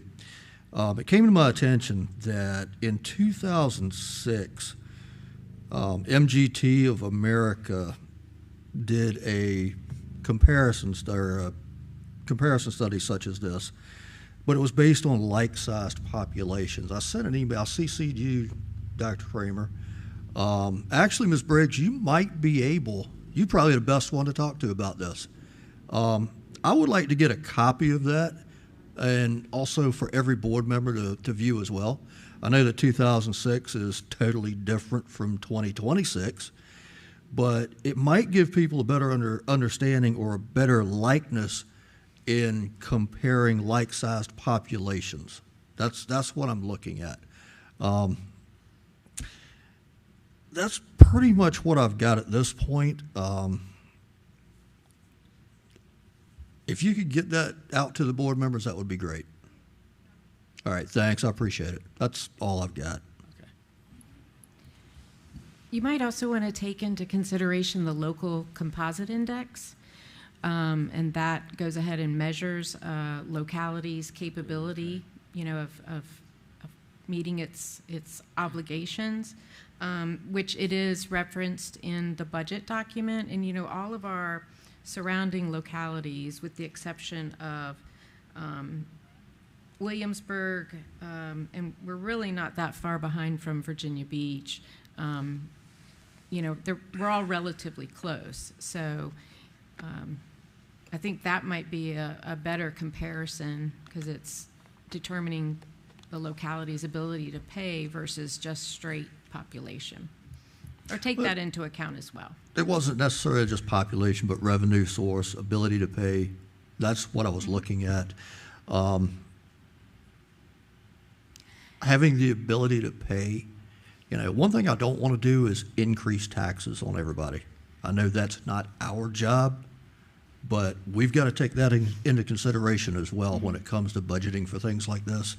We've got elderly populations in the county, and they're on a fixed income. Do we want to tax them out of their homes? I do not. Yeah, I do think, and I think that's kind of the point Ms. DeBerry was trying to make, in that I think there's a misconception that because we're smaller, we are less likely to be able to afford. The composite index takes all of that into consideration and then says, despite this factor of size, this is what your county can afford based on its size and based on its revenue. And Isle of Wight is actually very competitive in that regard, despite the conception that it may not be. So that's why, even though they may be larger, they're actually very respective in the ability to afford that.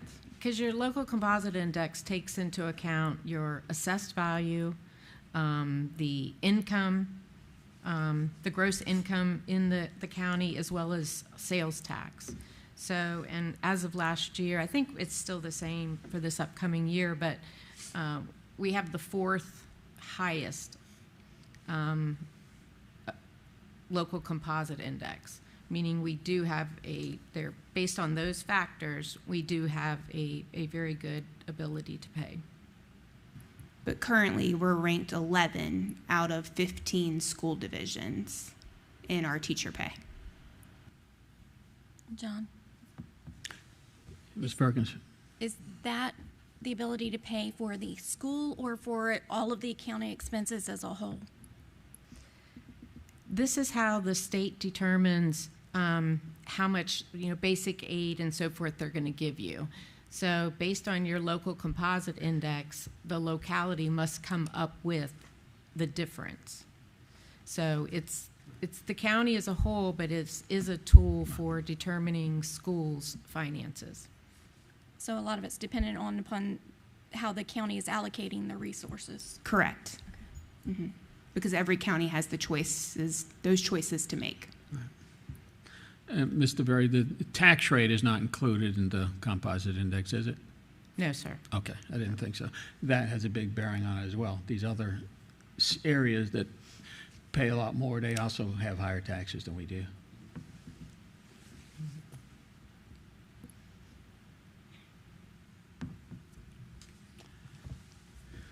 Any other comments, questions? Ladies, thank you. And as the gentleman leaves, he will be back, as Dr. Campbell stated, when they have the full report. So we will be reaching back out to you, whether it's the February meeting, adding that to it, or special called meeting for the full report. So That'd be great. thank you, Dr. Thank Campbell.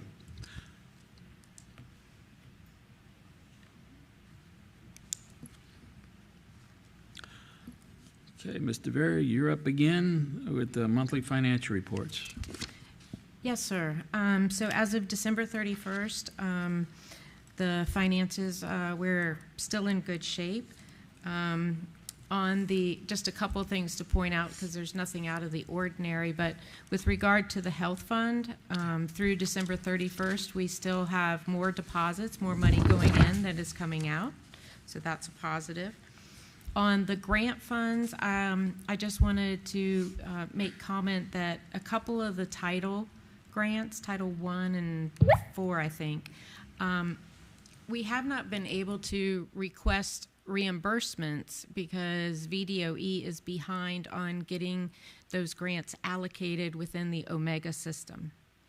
So I know Dr. Kramer has reached out, I have, and certainly our coordinator has, but the money is there. It's just been a delay in getting them in their certain object code areas so that we can actually request reimbursement. So we're certainly ready to do so the minute we get them there. Mr. Chair. Yes, Mr. Marsh. Ma'am, is there anything you need from the board? Do we need to bang a drum at the VDOE? Would do any good? We welcome that, but I'm not sure that's going to help make a difference. I think we will continue to be diligent and continue to reach out. I think this is universal. It's not just us. It's across the state. In fact, we've been told that. So it's a matter of us just continue to reach out to enlist their support in getting the dollars allocated to our division. Understood. Thank you. I yield. The other thing I'd like to comment is that the RFP for health insurance was issued today. So it's on our website. It's also posted on EVA. Responses are due back February 13th. So as I think we mentioned earlier, Dr. Kramer's budget will be based on our current situation, but then of course we would come to you with changes as we get those proposals and evaluate them. I'm sorry, Mr. Chair. RFP for what? Health insurance. Oh, For excellent. employee group health insurance, dental, and vision. Excellent. Thank you. Yes. Okay, you just deleted a bunch of my questions. And the other item is the annual audit. You might have noticed we haven't had our auditor come and present to you, and that's because it was delayed at the county side due to their finance director leaving and I guess several positions within their finance department. So they're hoping to have the audit complete middle of February, so I would think then they would come to your March meeting. I certainly have no concerns on the school side. Are there any questions that I can answer for you? I'll go ahead and take one that Mr. Marsh has done in the past, and on the topic of buying water. What are we still buying water for? Central office, the water isn't potable there, I don't believe. It's not potable? Okay. I believe so. Mr. Chair, I spoke with this at length on numerous occasions with Dr. Coleman, and I'll be glad to backfill you offline, but the short of it is they've cut their budget for water down exponentially. Oh, absolutely. It's good to go. And I'm the bad guy in that. Just, I own it. Okay. Does anybody else have any questions? Okay. So we will go on. Thank you. to the operations update. Thank you, Mr. Berry. And as stated earlier, I think Mr. Wooster stated, Dr. Coleman hasn't been able to make it back. So we're going to ask a couple of individuals, his very capable team members here are going to help us, and so we can all speak to different aspects of the operations update. So, gentlemen. All right, good evening. Chairman Collick, board members, Dr. Kramer. As mentioned, Dr. Coleman is not available, so he asked me to fill in, as well as Mr. Fike, to speak on some of the topics that I'm not familiar with, and then I also believe Ms. Getz is going to be coming up and joining for the last slide. So the first slide here that he has is the School Construction Assistance Program. This is SCAP, and this is a School Construction Assistance Program. Is a competitive state-funded capital grant administered by the Commonwealth of Virginia to support new construction, replacement, renovation, and major system upgrades for public school facilities. So in December of 2025, IWCS received approximately $14 million in SCAP grant awards. So this was a significant success for the division. And as you can see on the same slide, the projects that were proposed on that grant are the Smithfield High School band room renovation and expansion, Windsor High School HVAC system replacement, and the Westside Elementary School replacement. And before you move on, I think this is critically important to the building of Next Westside. We heard the students earlier. So we're talking $14 million, which is approximately 20% of what the projected cost would be.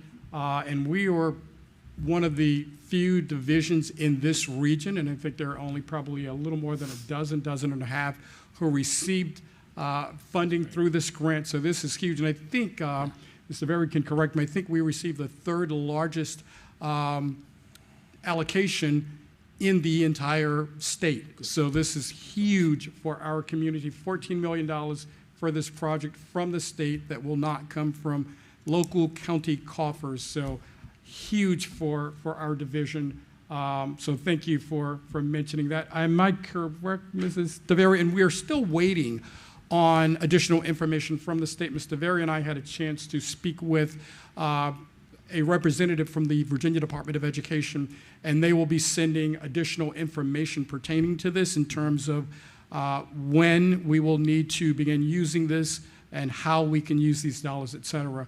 But again, this is huge for our county to receive that much money from the state for the West Side School replacement project. So I guess I was right. Ms. DeVere went back to her seat, so thank you. She said you were correct with that we were the third largest award. Very good. All right, so moving on to the next slide, the one that I do know the most about is the new school security officers and the weapon detection rollout update. So on January 5th, which was a Division PD day, we actually brought in our 6 new contract school security officers. And just as a reminder, that is 1 additional at Smithfield High School, 1 additional at Windsor High School, and then 2 additional at both middle schools. So they brought in, they were familiarized with the buildings, they were given their school assignments, and we've been rolling with it since. All of the principals have come up with different roles and responsibilities that suit the building needs for where they are to be at what times, what areas they want them checking out. And they have really proven so far, granted we're 2 weeks in, but they've proven so far to really become a part of the school family, and they're fitting in, they're engaging with students. So I've been pleasantly surprised with the outcome of that. So that's rolling along very well. In relation to the weapons detection rollout. Before you move on, we have the pictures of them. Can yes, we? Next slide. Oh, next slide. Yep. And if I may, I think you're absolutely spot on, Mr. Brinkley. I had a chance to meet most of them. I think one of the gentlemen happened to be out one of the days I went to meet them all. A very impressive group. I am very pleased with the quality of individuals we have. I would encourage you, board members, as you're out and about, to stop by and introduce yourself to them, get a chance to meet them. And it was pleased to hear Mr. Mumford, student liaison, actually mentioned their person at Windsor High School. But very pleased, and I thank you, members of the board, for allowing us to engage in this contract. But all of the positions are filled, and they are in there in their positions at their respective schools. So I think that's huge for our secondary schools. And just as a little more background, a little more information, we did have several meetings with the Top Guard leaders and met with the potential SSOs over break and interviewed them and actually had to narrow it down. They started with 8 candidates and we narrowed it down to the 6. So like I said, we've been pleasantly surprised. In fact, a couple of them, the one at Windsor High School, Mr. Lockenmeyer, they refer to him as Locke. So he already has a nickname. And then one of the gentlemen at Georgia Tyler Middle School, Mr. Tassinari, nobody seems to be able to say that, so they just call him Mr. T. That's outstanding. But going back to the weapons detection rollout, as you know, the detectors that have been ordered, we do have those in the warehouse. So we've been working with a projected rollout date of the first week of February. So when we come back at the start of the second semester, we're going to have these units in place for the students to get familiar with, walk through, get familiar with before we actually go live with them and turning them on and operating them. I did speak with middle school principals today, and letters to parents will be going out this week, and we're working also to update the video that we used previously to fit the middle school needs, and we'll be pushing that out ahead of that date as well. That proved to be very effective as we rolled out at Smithfield High School, so that's something that we're going to continue on into rolling it out at the middle schools. Mr. Chairman? Sir. I'm going to ask of Dr. Kramer and this fine young lad up here. I've said it before, I'll say it again. As a dad that pulls up to the elementary school, it brings me a great deal of peace and comfort when I see a deputy sheriff with a patrol car parked in front of the school. Mm-hmm. It also brings me a great deal of peace and comfort knowing that we've got extra eyes and ears walking around that are qualified to fill those roles. That said, I think moving forward, if you can find a means to capture some sort of metrics other than it feels good, it looks good, how are we bringing positive improvements? So everything comes at a cost, right? So now that we've got these fine folks on board, how specifically are they improving and what are we getting out of it? That's what I'd like to capture in the months forward. Please. Will do. Thank you, Mr. Chair. All right, and moving on to next steps for the Fleet Services Project, I'm going to turn everything over to Mr. Fike so that he can speak to this. So as you can see, of course, we're moving forward with the planning for the new Fleet Services building. So we've had a series of meetings. We've been involved in this all the way through the fall. So it hasn't necessarily been a topic at recent meetings, so we wanted to make sure the board and Dr. Kramer were in the know with the time frame. So as you can see there, we're looking at 65% cost estimation by the end of January in just several weeks, upwards of 95% by late February. And then before the end of March 19th there, you can see that we're looking at 100%. So we're moving right through the planning phase with this project. Things are going very well, and I'd be happy to answer any questions you have about the timeline. Any questions, comments? Mr. Chair, not a question, a comment. I do appreciate you bringing this back up on the attention. This was our top CIP, was it not, year before last? Yeah. So there's obviously been a lot of conversations about West Side and Smithfield and yada, yada, yada. So we cannot lose sight of this. This has been a project that's been kicked down the road for years and years and years. Yes. So let's keep this on the radar, if you would, please, and thank you. Thank you. Mr. Chair. Thank you. And you can see some other upcoming projects, so we'll kind of summarize those. So I'll speak to the transportation piece on the right-hand side there. Mm-hmm. So I am so happy to report to you. We, of course, you know we are ordering 5 buses a year. So our most recent order, we ordered 5 buses in May 2025. 3 of those buses have arrived already. I know the slide says 2 buses arrived. The 3rd bus rolled in on Monday. So 3 of the 5 buses are here, and the other 2 buses should be here in the month of February. So that is huge, huge news, obviously. And then also another project down at the annex. Over winter break, we completed the driveway, the apron from Poorhouse Road into our facility there. Needed an upgrade, so we reached out to a vendor. We had that work performed, and it was a success. It's working quite well. Mr. Chair, if I may ask a question of Mr. Fike. So over the past couple of years, remember we had huge concerns with the lack of functional transportation. Many of our buses were breaking down and we didn't have enough in the fleet. So I think it was 3 years ago or 2 years ago we received 3, I think, that year, and then last year 5, and then another 3. So we're in pretty good shape, or not? So you look at the big picture. So we still are running a lot of the same old buses that I sat here 2 years ago and told you guys about. We're still running a lot of those. Some of them have actually removed themselves from service because they aren't going to run anymore, and we've auctioned them off. So absolutely we are making strides about getting these new buses in. Excuse me. I guess the important point, and I know Dr. Coleman talks about this, every time this comes up, we need to keep our foot to the pedal. 5 buses, 5 buses, 5 buses, 5 buses. Literally, you look at the data, we're going to have to do 5 buses a year for at least the next decade until we can fully claim that we're going to be caught up. Thank you for that. And listed up here just some of the other projects that were completed over winter break. We did come in and work quite a few of those days. As I mentioned, we had the interviews with the potential SSOs and getting them onboarded and having them ready for the first day that we came back.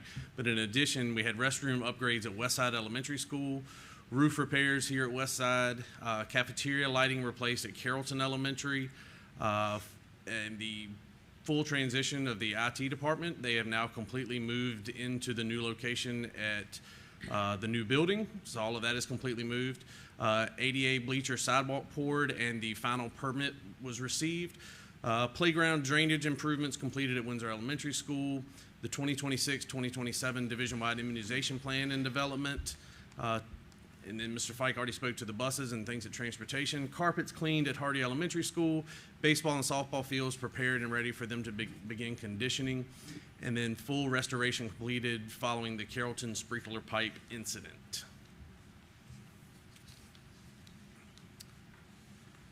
And moving into this slide, I believe Mrs. Getz is going to come up. She's going to have more information on this than I am.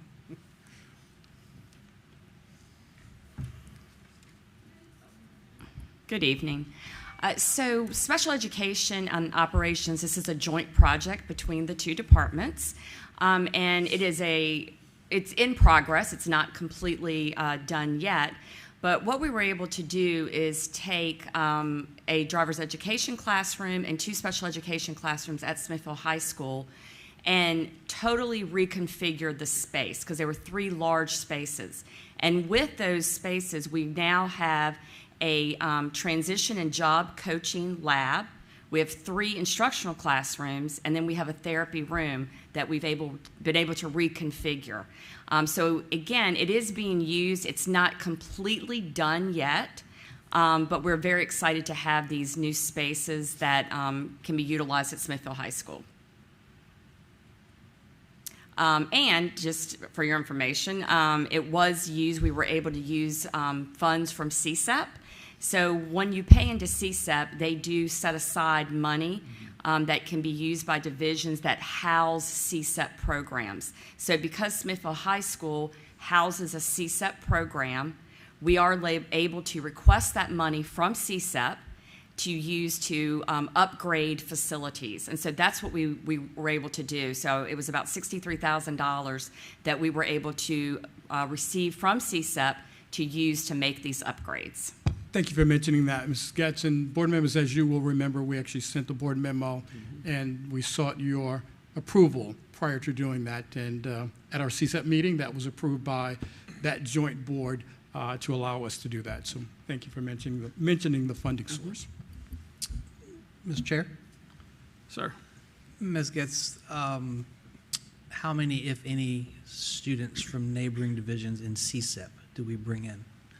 I don't have that off the top of my head, but we absolutely do have students from neighboring divisions because CSUP is a regional program. So I don't know how many. I can get that information for you. I just want to make sure it's at least one. Yes. Got it. Thank you. I yield. Any other questions, comments? Thank you. Yeah, you're welcome. Thank you, Mr. Fike and Mr. Brinkley, and always Mrs. Getz. Yeah. All right, we're going to take a 5-minute recess.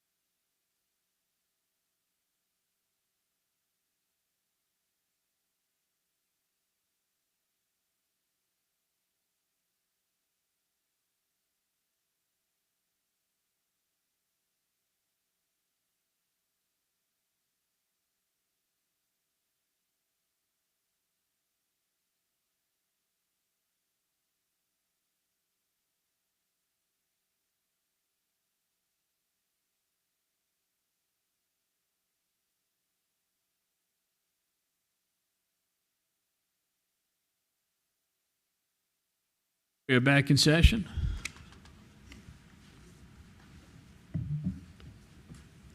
Okay, next we have the proposed 2026 to 2027 school calendar.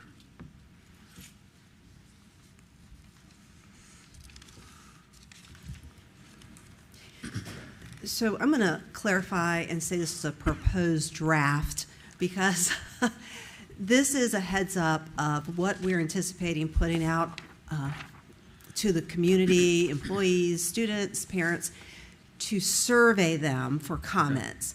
So what you're seeing tonight is probably pretty close to what's going to go on that survey. We just like to give you a heads up that it's going out to, to the community.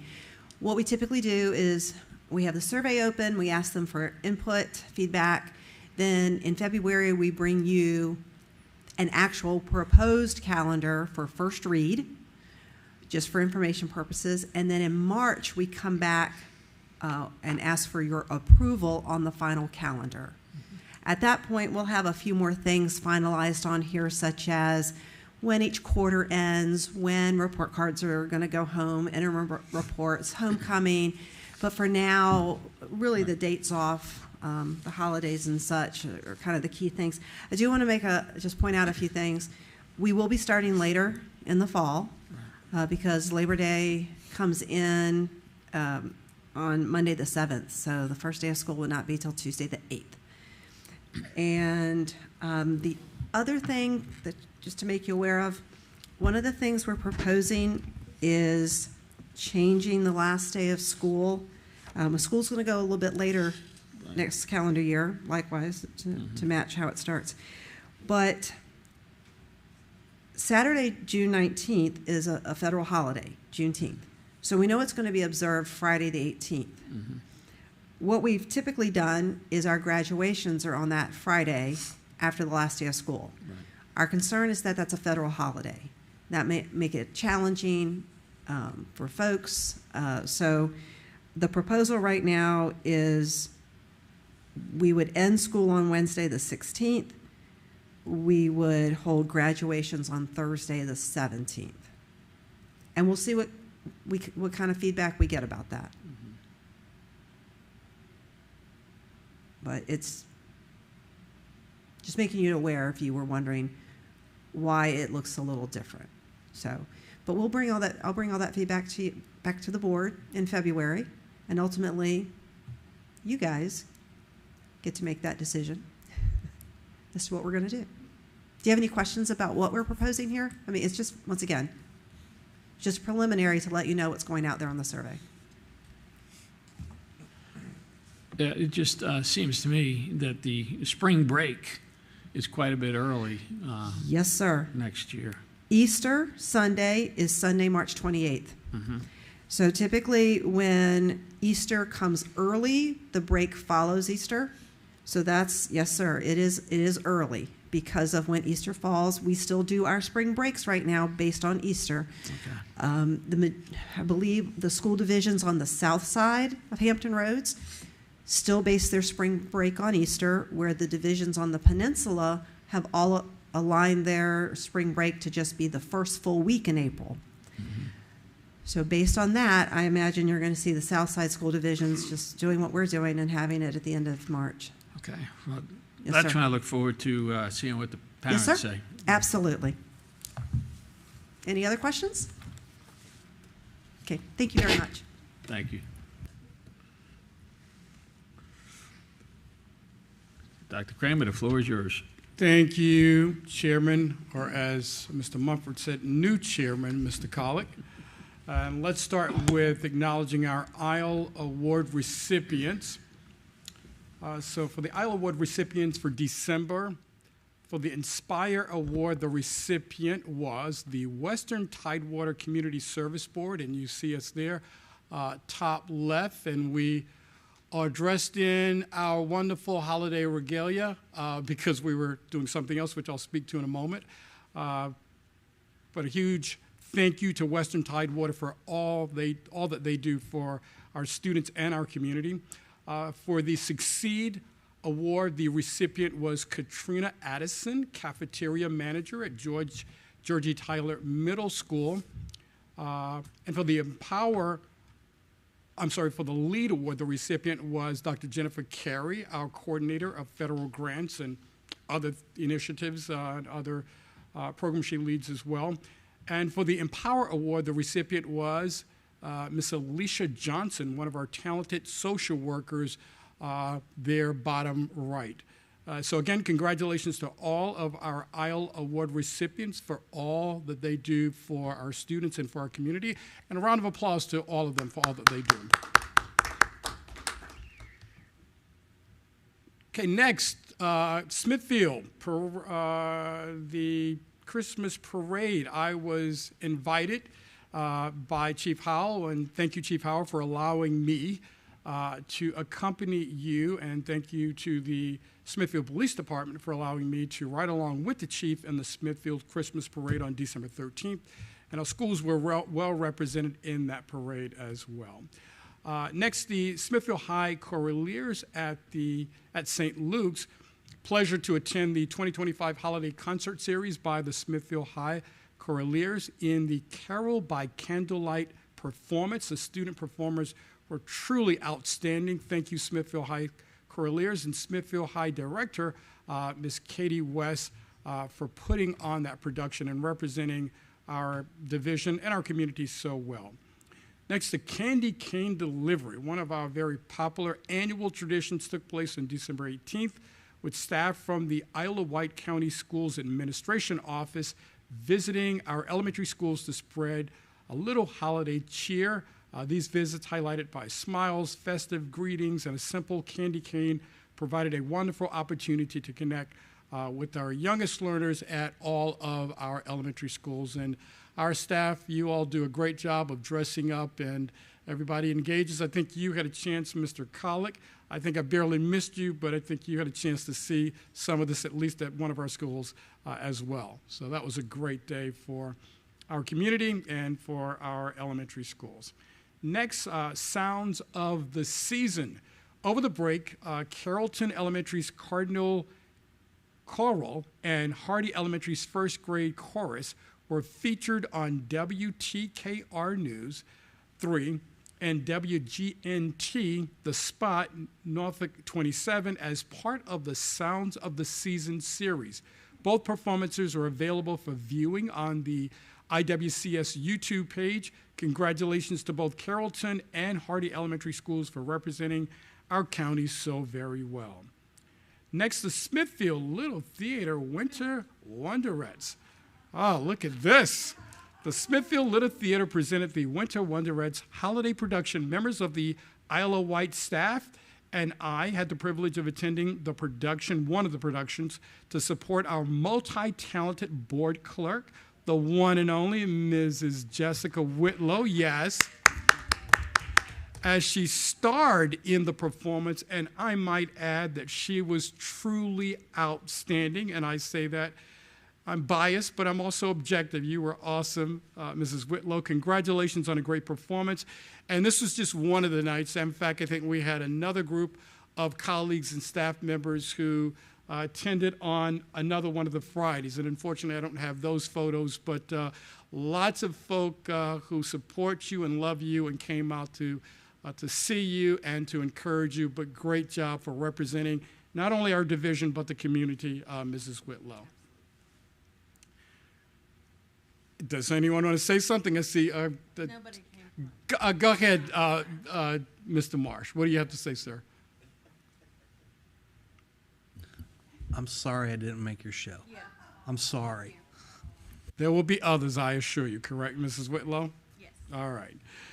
Next, we have the Smithfield High Engineering Digital Ship Challenge. Smithfield High School Engineering 3 and 4 students recently participated in the 2026 Digital Ship Challenge mid-year event at Old Dominion University's Virginia Digital Maritime Center. During the event, students presented their initial submersible prototypes and received valuable feedback from maritime industry mentors and partners, gaining real-world insight into engineering design and innovation. Students also took part in Maritime Connect, when they explored maritime career pathways in the Hampton Roads region, connected with industry professionals, and learned more about local workforce opportunities. Smithfield engineering students will return to the Virginia Digital Maritime Center in April to present their final submersibles and compete alongside teams from 7 regional school divisions. So awesome job, and we will be cheering you on, Engineering Digital Ship Challenge students. Next, we have the Chamber of Commerce visits the land lab.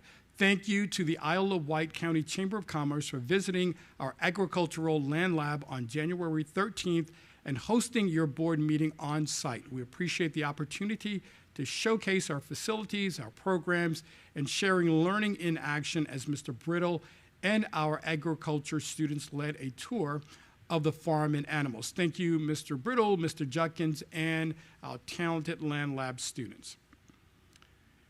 And next, and this actually just occurred today, a child nutrition audit. A huge congratulations to the Child Nutrition Department for a phenomenal audit review, and that's a quote from the Virginia Department of Education audit reviewer. The reviewer was effusive in her commendations of the program and the significant improvements made by our school division and the child nutrition team. Thank you, Mrs. Couch, Mrs. Williams, Mrs. Barbie, and all of our cafeteria managers and staff.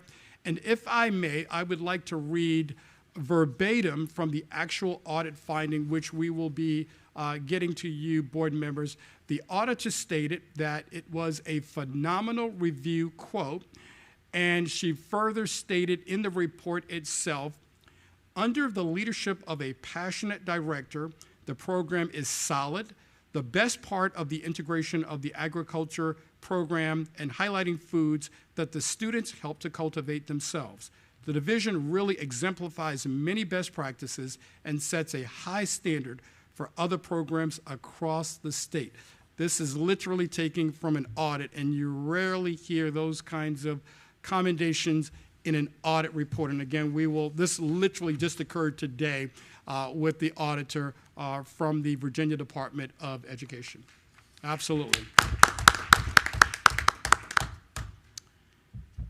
And next we have the IWCS Reflections. Over the break, copies of Reflections, Wight County Schools annual report were mailed to families, produced by our communications department. Reflections highlights the growth, achievements, and memorable moments from the past school year. And I think all of you have received a copy, and here's a copy. Beautiful addition. Great job, Mrs. Briggs and Mr. Elliott, and we're very proud of the work that you've done to really capture, I think, the essence of what our school division means and what we represent for this entire community. So absolutely, another round of applause. Thank you for what you do. Thank you, Mr. Chair. That concludes my update, and Happy New Year to everyone, and welcome, Mr. Ford. We're all looking forward to working with you. Thank you, Dr. Kramer. Next, we'll go into action on the closed session items. So we're going to start with the personnel report.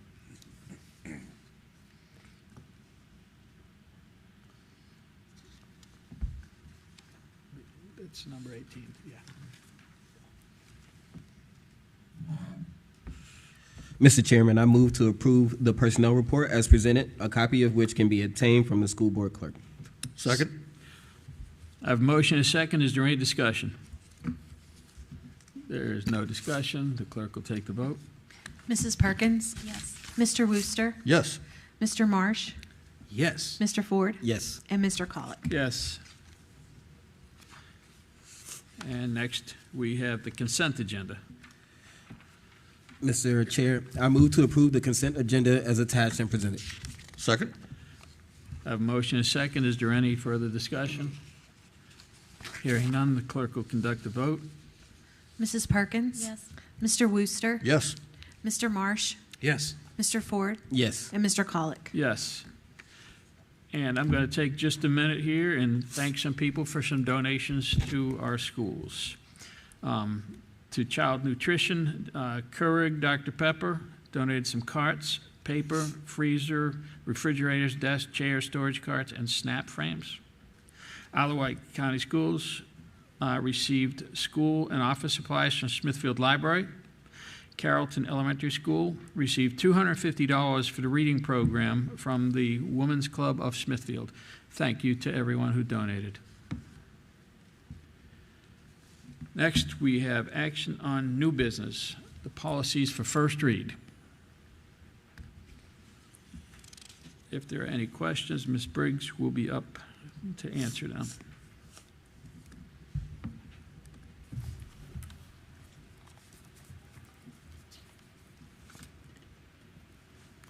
Mr. Chair. Yes, sir.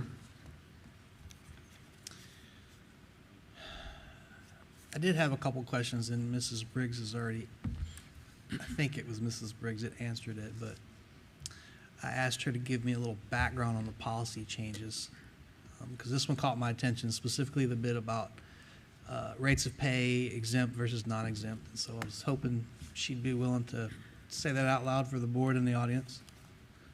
Absolutely. And I believe you're referencing GCJA. Yes, ma'am. Work schedules, emergency response, and sheltering. Let me look at my notes here. So if you don't mind, I'm just going to read what I have written. But previously, when schools were utilized as emergency shelters, typically during severe weather, building principals and assistant principals were required to provide on-site coverage. This often required administrators to commute in hazardous conditions using their personal vehicles. And if you would like to know more about it, you can ask Ms. Sullivan, as she was there during a couple hurricanes. So under the updated policy, which had not been updated in several years, County Emergency Services now manages shelter coverage in coordination with school administration. This change ensures we continue to support the county's needs through collaboration with emergency services while protecting our staff. To prioritize employee safety, only IWCS staff with district-issued vehicles will be called upon to support the county during these events. And categories that might be included in that, maybe transportation, mechanics, because sometimes the county's looking at us, they're using our vehicles, they may need to transport people to shelters, maybe things related to HVAC issues or child nutrition. But the key thing is we're not asking our principals, assistant principals to drive in during a hurricane or a blizzard, not that we've get them lately, to man an emergency shelter when they themselves are going to be put at danger to get in. There is a note about pay. Non-exempt employees are essentially your hourly employees, and they would be compensated at basically time and a half, 150% of their regular hourly rate if they're working during emergency school closures. And exempt employees are your salaried, and they're paid their standard hourly rate for every hour beyond 40 hours.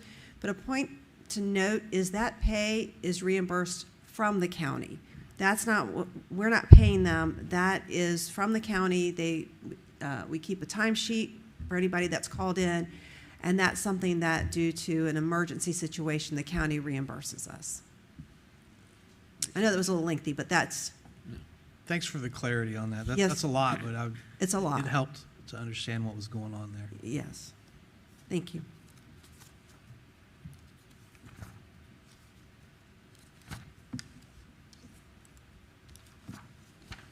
Any other questions on the first read? Hearing none, we'll go to 20.2, policies for second read.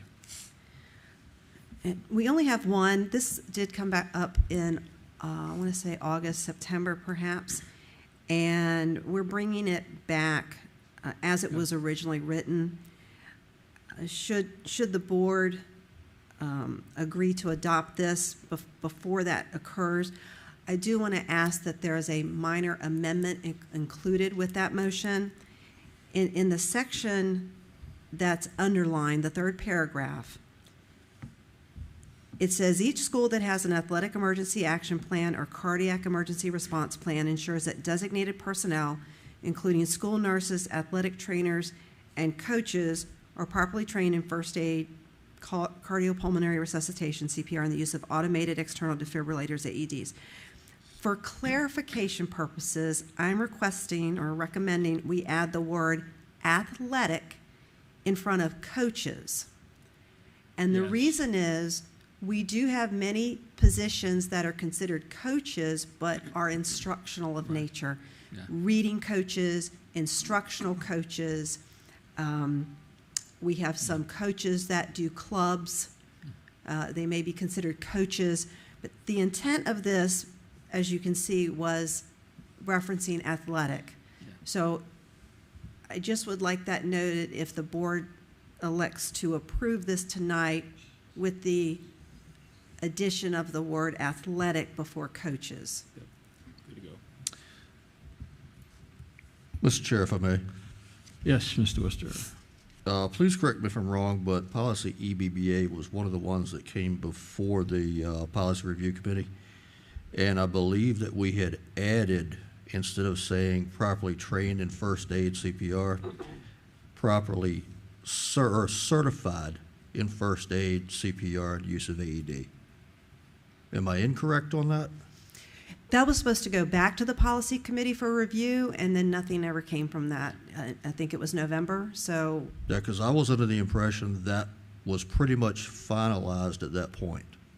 It's not been approved by second read. I believe in November. That's correct. It was going back to Mr. policy Worcester, committee. that was the last time it brought up, and we all went back and forth over that. Really, that one word. It was certified versus trained, and when we tabled it that night, the understanding was it would go back to committee, would revisit it and look at a plan. Nothing ever came to fruition. So for the agenda prep, I asked the clerk and Mrs. Briggs to put it back up. Okay. So, I mean, you can say it's one word, but there's a huge difference between properly trained and certified. I still would like to see that in there as certified. So, and if I may, I understand what you're saying, but there's a lot of consequences to adding that word certified. So it would be my recommendation to the board to approve it as is with the addition of that one word, athletic coach, and then revisit it and figure out a way to get more people certified, to get what you want. So I agree with what you want in premise. What I don't agree with is approving it and not being able to meet the policy that we've approved. So again, my recommendation is to approve it tonight as is because it was up for review, and if we don't approve it, we're out of compliance with code because code changed July 1st. So we're now in January. So approve it tonight, get the policy in compliance with code, move forward, and Mr. Worcester, if you would, then work with staff and figure out a way to get your certifications implemented so that we can achieve that. Perhaps it's a phased approach. I don't know. But I know if we approve it the way you proposed it in October, November, we can't meet it as soon as we approve it. And I think Ms. Briggs mentioned something to that effect in November, that as soon as we pass it, we would definitely be out of compliance. So I would have to agree with Ms. Marsh that, for now, properly trained, and once we have the people that are certified, then we can change the policy if we want. Mr. Chair, I'll be happy to go ahead and approve it tonight. I do want to add that it is very easily to become certified in CPR, and persons in these positions right now should currently be certified. That's my opinion.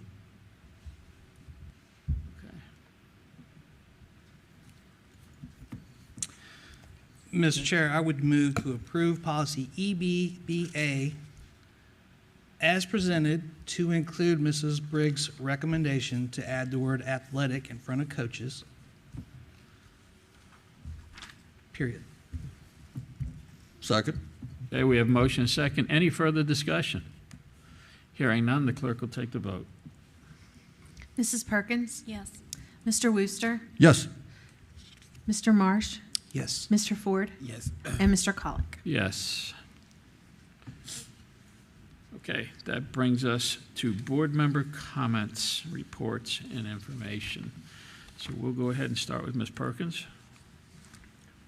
I have nothing. Okay. Mr. Worcester? I have nothing. Mr. Marsh? Nothing to add, sir. And Mr. Ford? No comments. Okay, well, I want to thank each of you for giving me your trust and confidence in my abilities to chair this board over the next year. And for anybody that lives in the Carsville district, if you're watching, one Saturday every month I'm going to be at JB's giving out coffee and talking to folks if you want to stop by. No appointment needed. And if nobody has anything else, we will adjourn.